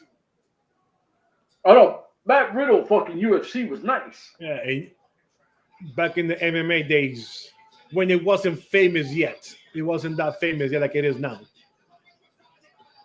You know what's crazy? I did an interview with this guy, Mike Hansen from Bare Knuckle Fighting Championship, right? That was a good interview, by the way. Oh, thank you. Yo, I learned a lot of things that I didn't know. It was crazy because the one thing he said that stuck out was they're weeding out the guys because you think that these UFC guys are tough guys. When they go into there, these guys be quitting in mid-matches like, I can't do this. Pull the ref out, dude. Make the stop. Don't shit. Where's the referee? Okay, he knocked the referee. Finally. I mean, see, I'm in a delay, so these guys are just going balls to the walls in the middle of the ring. Jesus. No, John, this only is time in my life I'm happy so to see MSL. This is a good match so far, John. I'm enjoying this match. Yeah, this match is way better than I thought it was going to be. Oh yeah, this has been the a really good Family match. We got the DQ. DQ, bitch. Well, guess Riddle's not going anywhere. Well, they were still advertising him for next month, so I didn't. That's why I said like 50-50 at best. Yeah. Here comes Lawler. They call him the crappy bros. Still got his fanny pack on. It keeps him looking strong, though. You know what I'm saying? It keeps Dijak looking. I mean, it makes sense as a finish. Like, I don't disagree with the finish. Yeah, I agree with John Rosado, man. A damn DQ. I mean, I'm not happy with it, but it's probably the best finish if you're trying to keep our favorite fast food breakfast sandwich looking strong, and then of course you don't want to feed Dijak a straight L, at least not a clean one. So they call the crappy bros. The filthy, no, the crappy bros. Filthy is crappy, so the crappy bros. Filthy crap. Yeah, because Tom Lawler's the one that's carrying this team. Let's be real. Yeah, that's true. You know what's crazy though? Like, not for nothing, I don't know a lot about Dijak. I don't know if he really bangs out or nothing like that. But Tom Lawler and Matt Riddle, like, you really don't want to bang with those dudes, right? Like, these are two motherfuckers that will fuck you up quick. We are filthy McGriddles. We are expired sandwiches. Yeah. The new breakfast sandwich, filthy McGriddles. Filthy McGriddles, only at McDonald's for $2.99. We need some more special sauce. Leave the mayonnaise out in the sun. Includes a drink and a hash brown. Whoa! Time only. Whoa! A hash brown and a drink for $2.99. Baby, bring it back. He's living in the 50s, isn't he? You know what's coming back? They announced it. McRib. The snack wraps. Oh, I haven't eaten McDonald's in like 5 years. Dude, the snack wraps was a game changer back in the early 2000s. Yo, why do we talk about the most random shit? I don't know, because you said McGriddles and then the filthy McGriddles. Because food is more interesting than Matt Riddle. Yeah. but the snack wrap is bad, bro. I jumped when I saw that shit. You were ready to go all out and go to McDonald's? Shit, dude. I used to love those snack wraps. Yo, you know what? Fuck McDonald's. Because your toys went back in the first off, fuck, I can't eat McDonald's. That shit is trash. But McDonald's used to have the coolest little toys in the Happy Meals. Now you see commercial, and these toys is doo, yo. Hold up, dude. Ain't you almost 40 and you getting Happy Meals still? No, motherfucker. I told you I haven't had a fucking McDonald's in 5 years. I said commercials. You see the commercials. But you say you were collecting the toys right now. You say you would take the kids to get to I for never the said toys. I collected nothing. I said I you see said right now you commercials. doing the little Beanie Baby shit. What? Exactly. That's what I'm trying to figure out. No. Over here, like armadillos. on our commercials, they have like these little keychain things. They're not Beanie Babies. Yeah, that you collect. No, I don't fuck with that shit. You be sending little shit. What's his name? Alex to get a Happy Meal so you collect the toys. And that's some shit. Have you seen your son like that, bro? He's 17. He can't do no fucking Happy Meal. That do nothing. Dude, he still looks young. He'd eat like 8 of them. My grandmother used to get Happy Meals he because it becomes was the rogue horseman, baby. It was perfect size for her. Like, so no food went to waste, so she'd get a Happy Meal. Didn't want the toy. She just wanted, like, sometimes, like, she'd just be like, no toy, but I want a Happy Meal. Hey. Oh, no, hell no. You got to get the toy. When you that age, you get what you want. You want a Happy Meal? Yes, ma'am. Yeah. Well, she couldn't eat a full-size regular meal, so that's why she got the Happy Meal. Here comes the rogue horseman, baby. Hey, Bobby Fish isn't terribly concussed. BRG's there. So you know the rogue horsemen are going to lose. Hold up. You need to tell me BRG's there the whole time, and you guys can come out to help this guy when he lost his match against the Boomaya Club. I don't get he's probably in a fist fight with Joe Dombrowski. Yo, I'm excited for the Arn Anderson kid. I'm Brock Anderson. Wow. I mean, he looks just like his father, dressed like that too, man. Oh my god, yo, he looks a little bit more hair, but yeah, the hair, the tie, the jacket. That's how Anderson used to come out all the time. Evidently, our main event is Cozy Max and Contra. Yeah, the tag team. Yeah. Oh no, John was asking.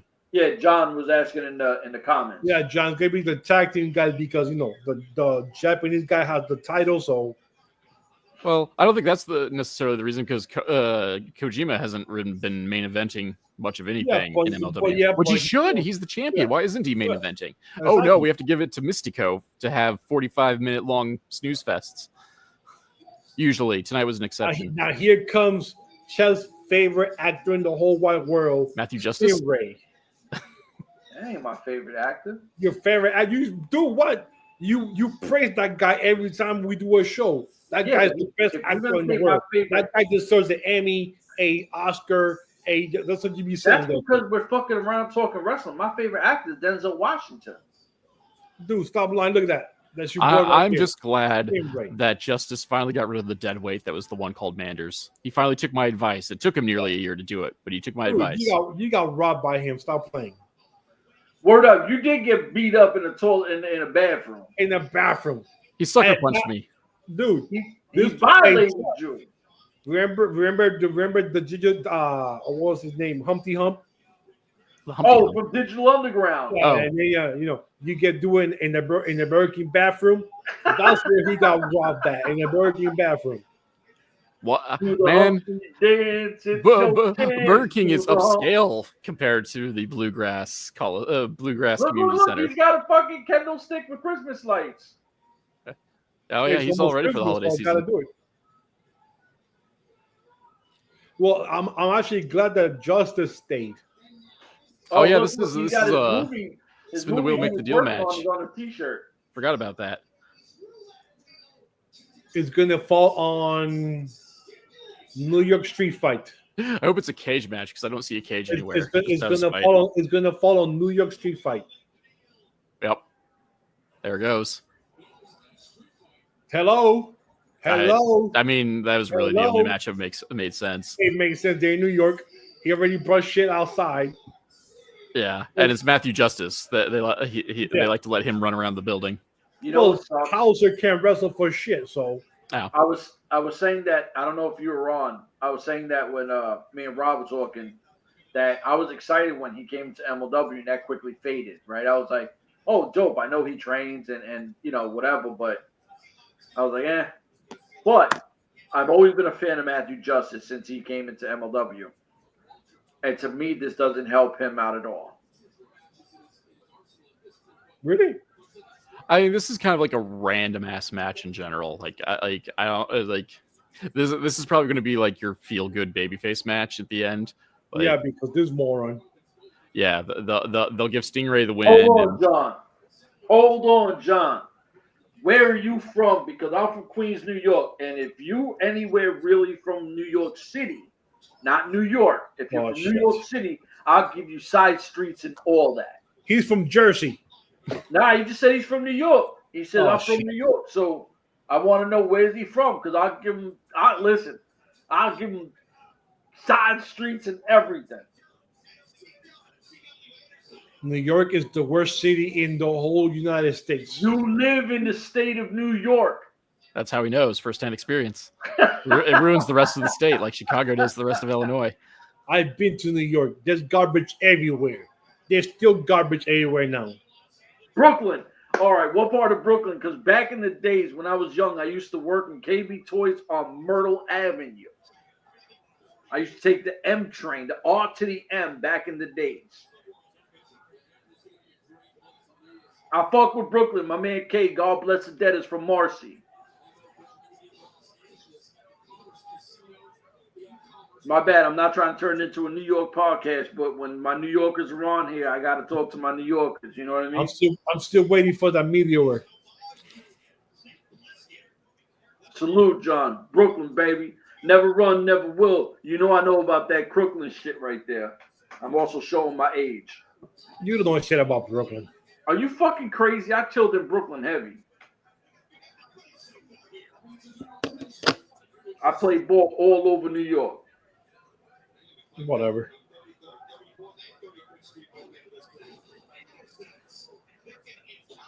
your man Paul Walter Hauser is doing his thing against your fucking Rogue Horseman. He's from Sunset Park. You definitely from that. Sunset Park salute. My man John is a wild one. I'm telling you right now, he's a wild one. Hey, Rochester, New York, salute. Oh, we're not talking Rochester. We're talking fucking Sunset Park. I'm from the Rock, they baby. even did a movie with Fredro Starr where he was Shorty, I think his name was. From the Rock, baby. The Rock, baby. John Jones. John Jones, the UFC champion. John Jones is from Rochester, New York, baby. Is he? Yeah. You're going to hate on fucking Matt Riddle for doing the booger sugar? You're not going to hate on John Jones? Born and raised John Jones. Bones Jones is another garbage human being that should be out and working at McDonald's. John Jones. What I'm saying? You're going to hate on Matt Riddle, but you're going to rep John Jones, and he's a booger sugar legend. Hey, man, John Jones undefeated, except the drugs beat him all the time. That's no problem.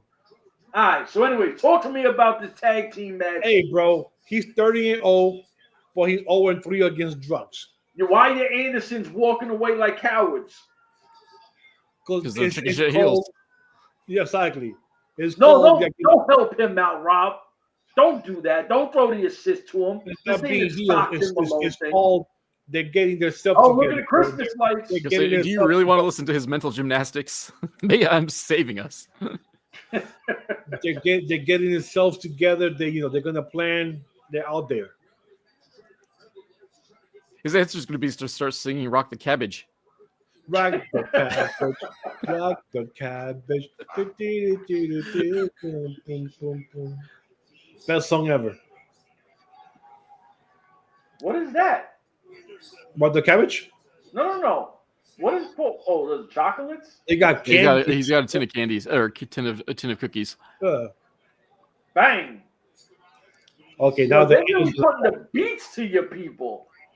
90 more. Oh, the goal. Oh, right there. Matt Riddle's getting his cookies in. Okay, I need Brock to lose 5 pounds, and then he'll look like his father for real. And lose a bunch of hair first. Slow down. He's just getting on right now. Yeah, he's only like 13. I'm sorry? I said he's only 13. Give him some time to grow into his adult body. 13 to do 25. It just goes to the Anderson school of looking ancient when you're a baby. Yeah, and then Hauser just looks like, I don't know, man. He looks like a homeless person. Rob, he looks like an actual cable guy. Yeah, I don't mean to disrespect him because he's put in the work, but like with the look he's got right now, where he's wearing his street fight clothes and the stupid mustache, he totally looks like a shindy guy that works at 7-Eleven. Like he has to leave the show early because he has to go back to his shift. You know what he looks like? A retired fucking porn star out of shape. Like this dude looks like he does plumbing. Like that's the thing. That's the thing. I don't like about Hauser is basically he kind of.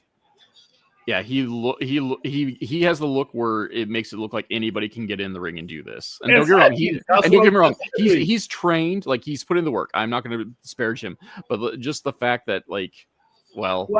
Bang that old chicken nugget. Anderson move right there. Look just like his daddy, damn it. He looks like He's definitely got to work out. And he bends over. He has the crack in the back of the jeans. Oh, good. What the fuck good job, Justice. You could picture it on Hauser. No dating. Are you talking about his plumber's crack? Dude, like he looks like an actual plumber. No Diddy. No Diddy. There's not enough baby lotion for that. Oh, the Diddy oil? Yeah. Oh, we get the belly rubs. Here we go, baby. Here we go, baby. Hey, Chef. Here we go, baby. Don't show that product. Don't show that product. I just finally got a supply of baby oil. Oh, Justice got a DDT on an Anderson. Yes, baby. Why don't you do like real Puerto Ricans use coconut oil for everything? Hey, man. God damn it! I hate Hauser, bro. Why? Because he's wrecking shop on your people?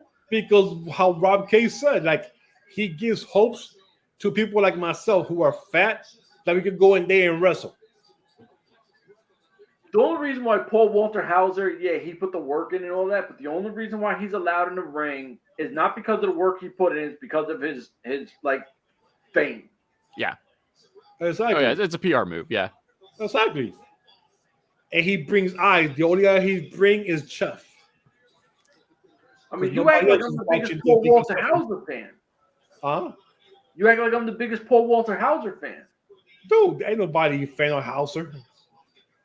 I mean, we got to sit here and have fun with this shit. And when you guys were kind of like, it's whatever, I got to act like, oh, this is the dopest shit ever, right? Like, have some fun with it, man. Damn. Dude, Hauser has one good role, and that's the Stingray character. That's the problem is whenever we think of it, there's something to be fun in MLW, they shatter our hopes and dreams. Listen, he's just mad because Paul Walter Hauser is putting the beats. Bro, putting the beats in Rogue Horseman. Dude, Hauser being there gives me hope that Rob K will get in the ring and get a title shot next May in Chicago. Aren't you my manager? What are you slacking on? Oh no, he fell through the table. That was horrible. I had to hurt. He landed like knee first on the floor. Oh, here we go. Hauser to the table on the Gut Buster. Let's go. Derp. He's calling the move and in the corner. He missed him though. Shit. Yo, Paul Walter Hauser takes your team out, I'ma die. Right now, Paul Walter Hauser has put a better performance than both your Anderson guys. Oh, the Horseman won. Yep. Dude, Hauser had him up like a Spicoli driver, and he hit him only on the beginning of the door. He about dropped him. Like he couldn't hold the weight. He was so gassed he didn't have the strength to keep CW, who is like, this match should have been the opener. That's how horrible this match was. No. This match wasn't as bad as as the Trevor Lee whatever. This match was more entertaining than Trevor Lee versus Mystico. This could be a tie on that. The Andersons. Oh, title versus hair. All right, it's signed, which means Delmi Exo wins the title in January. Damn, I got the Rogue Horseman walking out. Dude, you're way behind.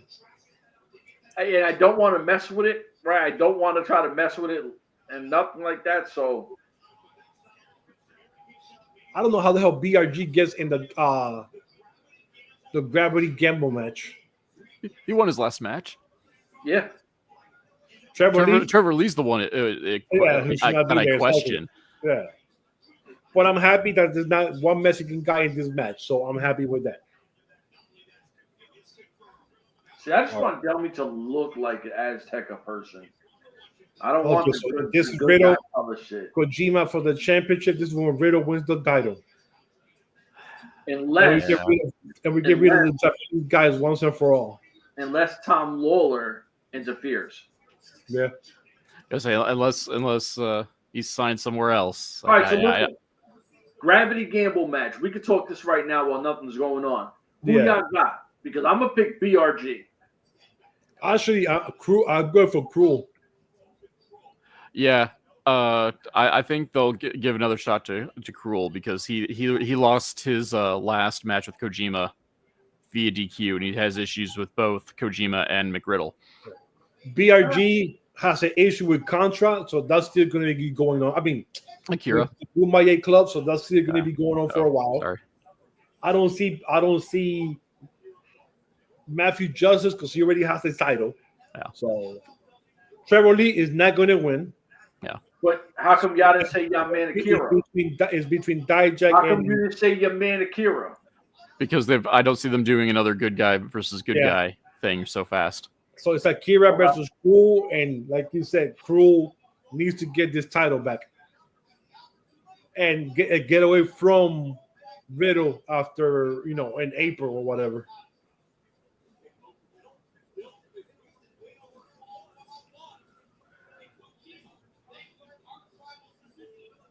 This was awesome.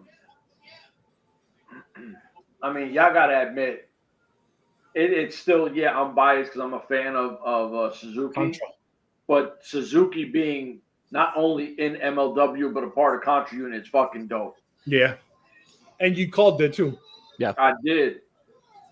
We still should have did that content, and I got hated on. You're not. Why do you always think everyone's joining the Contra Unit?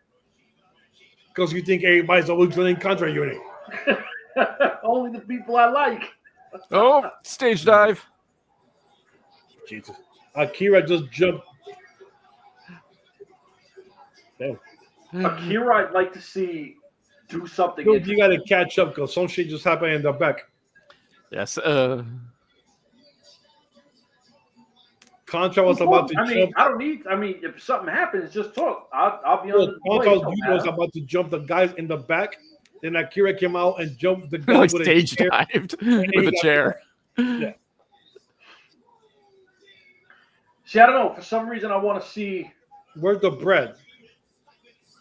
Who the hell Bread is for winners. Let him win first. A Sentai Death Squad guy? Oh. Yeah. See, this is the shit. Those angles are what I love wrestling for. I like those backstage beatdown kind of things. They look fucking dope as shit. There goes the snitch. That's your guy. That's your man. I don't fuck with the snitch. Dude, if they lose this match, I'll be pissed. Who? Contra Unit. Contra Unit's not losing this match. I don't see them losing this match. Dude, I'm just saying. Way. There's no reason for them to get this rematch. Like, there's no reason at all. I think it's to have Kojima in New York City and have people excited that anyone who watches, like, what was he in New Japan? Yeah. Yeah. I mean, he's been everywhere. Yeah, now he's a freelancer. Because, like, he's held, like, almost every major title in Japan. Dang. And a member of NWO Japan. Let's not forget that. Because that's he also was one with the black, with the white paint?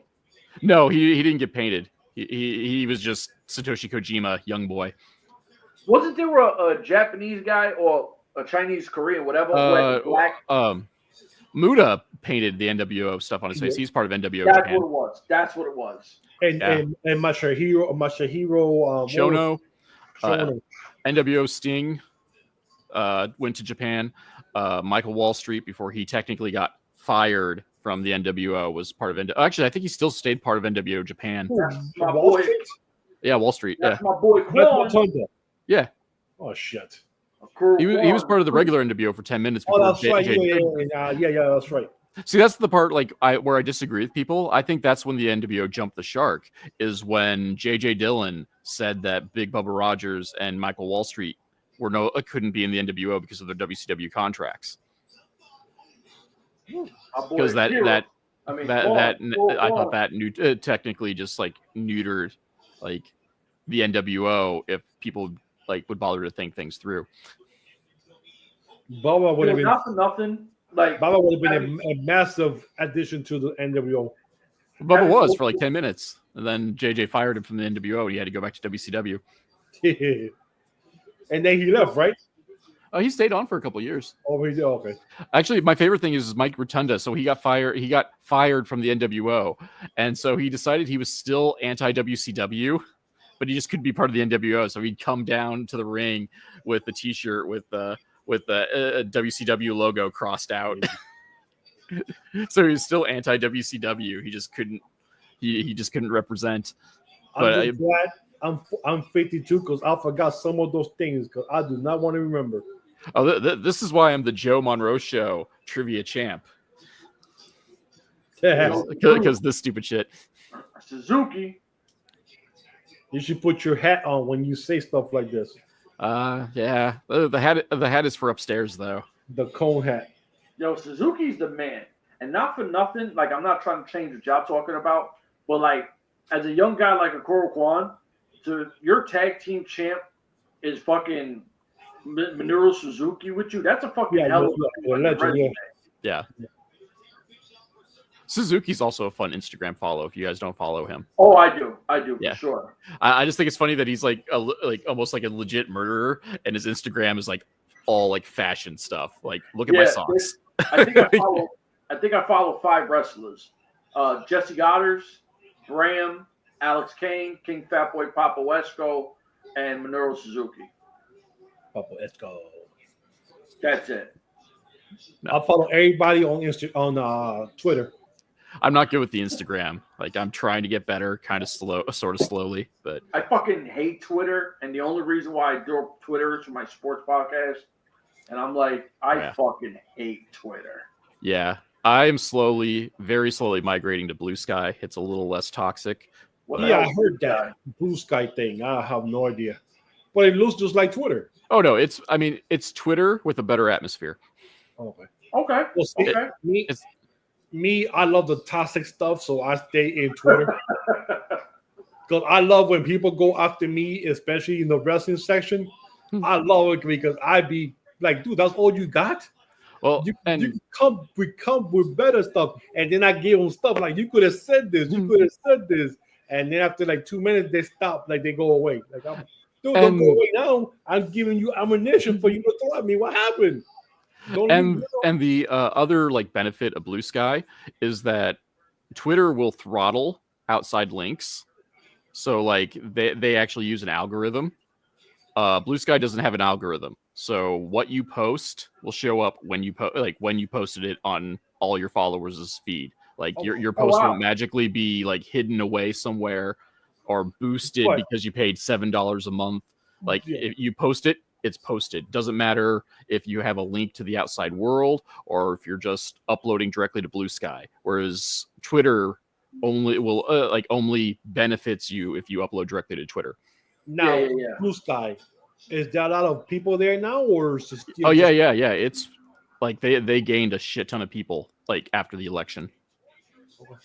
Like the wrestling stuff and shit like that. The wrestling is slowly building. I will say that right now, Wrestle Sky, as it's being called, is mostly inundated with AEW. Like, so like they don't talk a whole lot WWE, and they don't talk about a lot of stuff that isn't AEW. And what the hell is Wrestle Sky? That's one of the hashtags like that they use. Yeah, you gotta tell me because I don't know shit what you talking about. I gotta learn. Listen, I don't follow no wrestling on Twitter. I don't follow. I follow every wrestler I can on Twitter. I think the only person I follow on Twitter is King Fatboy. Anything King Fatboy Papa was on, I'm gonna follow it and I'm gonna support it. Anything out of WWE and AEW, I follow. I don't follow anybody from there. Wow. Yeah, I just follow who entertains me, or I'm trying to push the show. Track, man. Talk about the main event. What the fuck? My bad. Oh, Suzuki's not having those machine gun. Here we go. Suzuki versus Kojima. I still want to point out that Suzuki once blew up a robot in a match. Yeah. I remember when you said that story last time. There are certain events that I like to point out like on a monthly basis, and Suzuki blowing up a robot and Matthew Justice killing a man are usually the two things I bring up like every month. Okay, what is Kojima's move here that he just keeps chopping the guy fast? Machine gun chops? Yeah, because he's doing it like already 3 times to Suzuki. Yeah, but Suzuki likes getting chopped. We all know Suzuki gets off on getting chopped. Like that arouses him.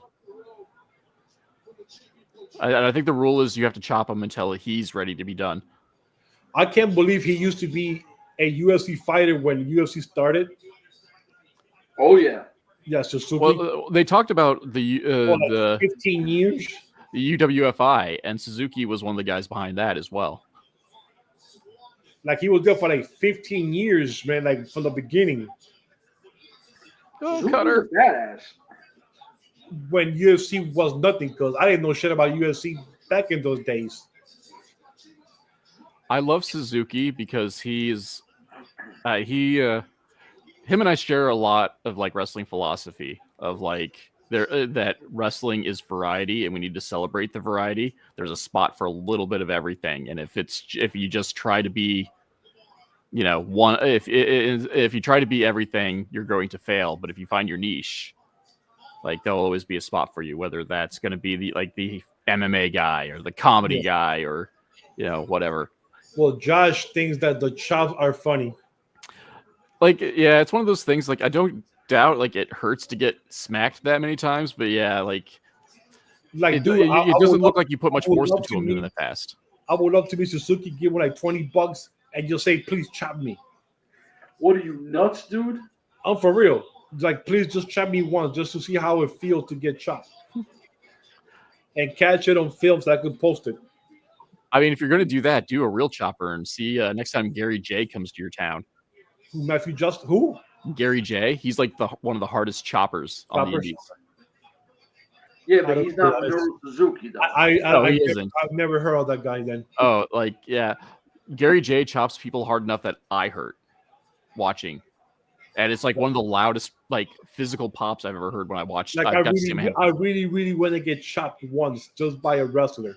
You know who I seen chop the shit out of somebody and I thought he caved in their chest? Sonata. Yeah. Oh, Sonata? He did it to...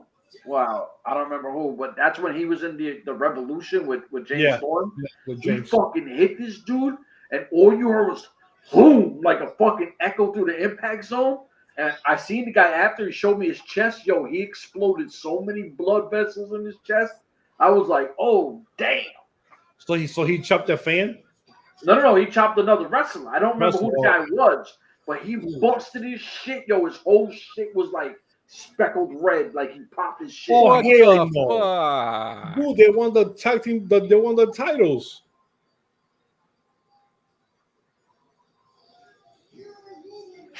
Well, we knew everything couldn't be. That made no damn sense. Now they're throwing fucking bread into the ring. Well, I told you bread is for winners. I told you that at the start of the match. But like, why? This makes no damn sense. Like Eric Bishop, Suzuki's up though. Suzuki's up. Come out and make this and do a DQ match and keep the match going, bro. Nope, and we're just done. What the fuck is this? Are we getting a replay? Oh, nope. Okay. Dude, this is like the worst ending. They just messed the show up. I don't even want to curse, but this is like some holy crap, bro. This is ish here, man. Again, I say this as a lover of Satoshi Kojima. This is some ish, man. You see Minoru Suzuki pick up the bread, like what the fuck? Yeah, I popped for that. He's eating the bread like you don't know what's in the fucking bread. He's gonna get a staph infection on his tongue. Dude, like, I'm sorry, I love bread, but I'm not gonna take bread that's being thrown from crazy people out there. They're filled with rats because it's New York. He's putting the bread down his crotch. I was saving it for later. Dude, like, why? Like, Chef, are you gonna say something or no? What the fuck you want me to say, man? This is dumb as fuck. I'm just telling you, like, this makes no damn sense. Hear me out. So, why, dude? Like, why? So, Cruel don't win a belt, right? We don't see him win. He loses to Kojima, right? Even a DQ, whatever. Now, you're probably going to have Delmy lose, right? Because, Delmy's winning that match. No, that's what I meant. So, you're going to have Janai Kai lose to Delmy. She'll lose her belt. You just had the tag team lose their belt. You just added this big guy. For what? There's no value in Contra Unit right now. You seen this? Okay? You saw that the ending? Yeah, Bischoff's got some paperwork. Yeah, like a contract that he's guarding with his life.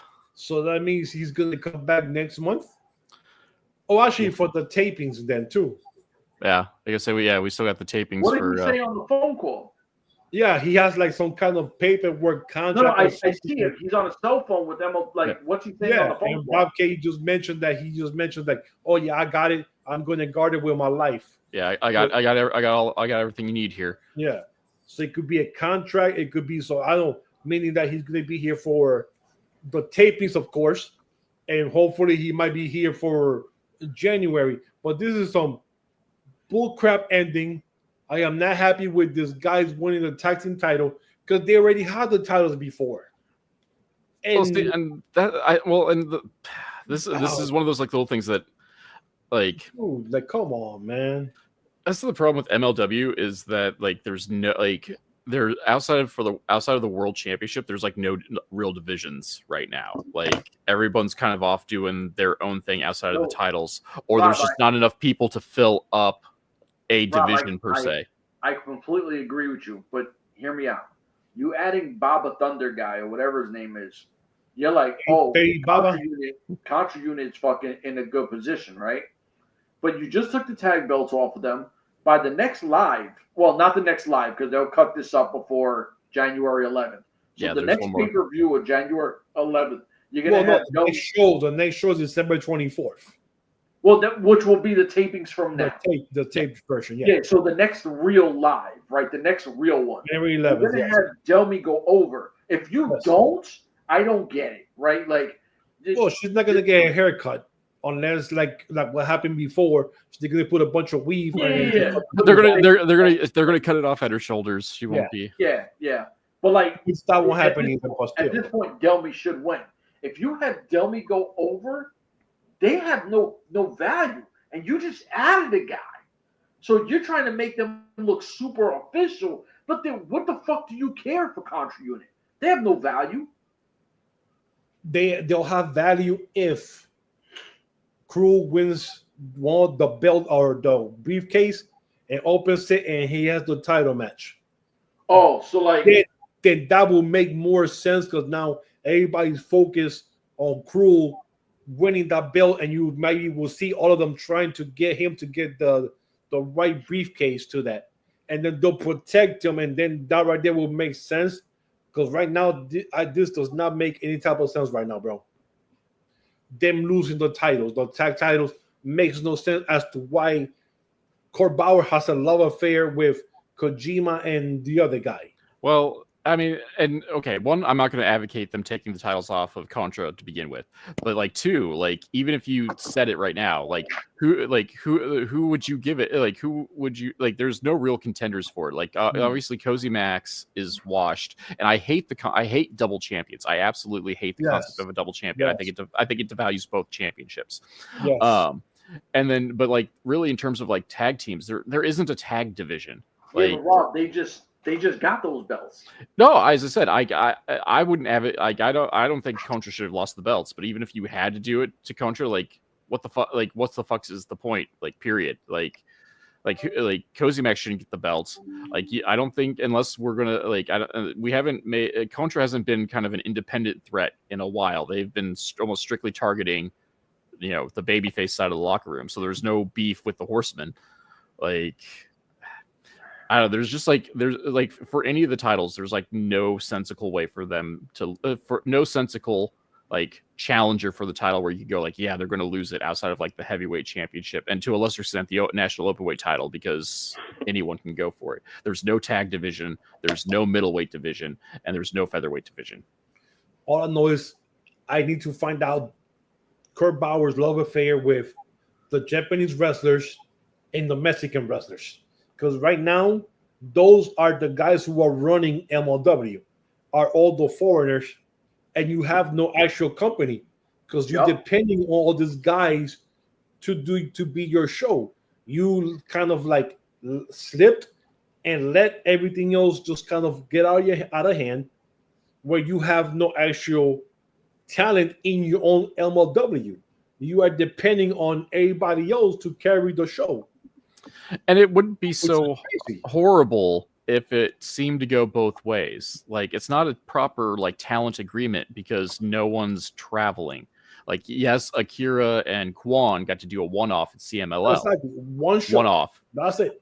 Yeah, but like no one's going to New Japan, and really like not actually like the New Japan contingent, or that we'll call them. Like none of those guys are actually like fully active in New Japan. Like Kojima's not really an New Japan guy, and Suzuki has not been in New Japan since his last contract expired. Yeah. And so there's, like you said, there's no reason to send anybody to New Japan. there should be 1,000 reasons to send wrestlers to CML in Mexico, and for some reason their visas are expired when it comes to going up there on their own. They only do it on the CMLW Grand Prix thing, and that's it. Yeah. And AEW has wrestlers there on a regular basis. Yeah. Red Velvet is there right now. Yeah, Ty Valkyrie's back there, back doing stuff down there. Oh, Chef, Viva Ben. I think she said she was signed, but they haven't mentioned to who. Yeah, she hasn't said who yet, but she said it looks like it's Ring of Honor because she's there right now with Velvet Sky for the whole week for Ring of Honor. So, which is a good thing. Velvet Sky's in Ring of Honor? No, I'm sorry. Red Velvet. Sorry, Red Velvet. Which I found out Red Velvet is Colombian. I always thought she was African American, black. Yeah, me too. Dude, the whole time. And she speaks perfect Spanish, which I was shocked. I said, this lady is Colombian? Holy shit. But AEW has guys and females going there weekly, and we can get one guy to go there to say hi. Oh, I'm here. This has been our beef. This has been our beef with MLW for a while, right? Like, we keep saying, how come MLW takes all your guys and then none of them go back and return? This was a good show till Trevor Lee and that match, and then that bullshit at the end. Yeah. It just destroyed everything. You ended. No, I wouldn't say it destroyed it. I wouldn't. No, I'm saying one more thing. They just ended the show on a bad note. They ended 2024 on a bad note. Well, they're not done yet. They got one more show to disappoint us. Yeah, but they're not gonna do nothing major on a tape show. Well, no, they're not. I mean, they're not switching gears or anything. But like, that doesn't mean they're going to end the year on the bad foot. I mean, they probably will. It's MLW. Let's be real. But Christmas Eve, you're gonna have a show the night before Christmas, dude? Like, really? Well, not for nothing. I don't work Christmas. So if y'all want to do a live, we can do a live. Well, I gotta see what day. I'm looking around to see what day it is too. The 24th falls on it's like a Tuesday. It's a Tuesday. What? Yeah. So you're gonna go against NXT. Lord. I don't know, man. I don't even know what to say. You know what? Like, subscribe, share, all that. That's what we're gonna say. We out of here. I'm right now. Don't cut me off. I'm disgusted right now, bro. I'm like, I don't know, bro. Like, I don't know. I can't. All right, yo, John. Before this guy starts doing it again for myself, Rob K, Muffins Martinez. We out of here. Deuces. Sorry, guys. I don't know what to say.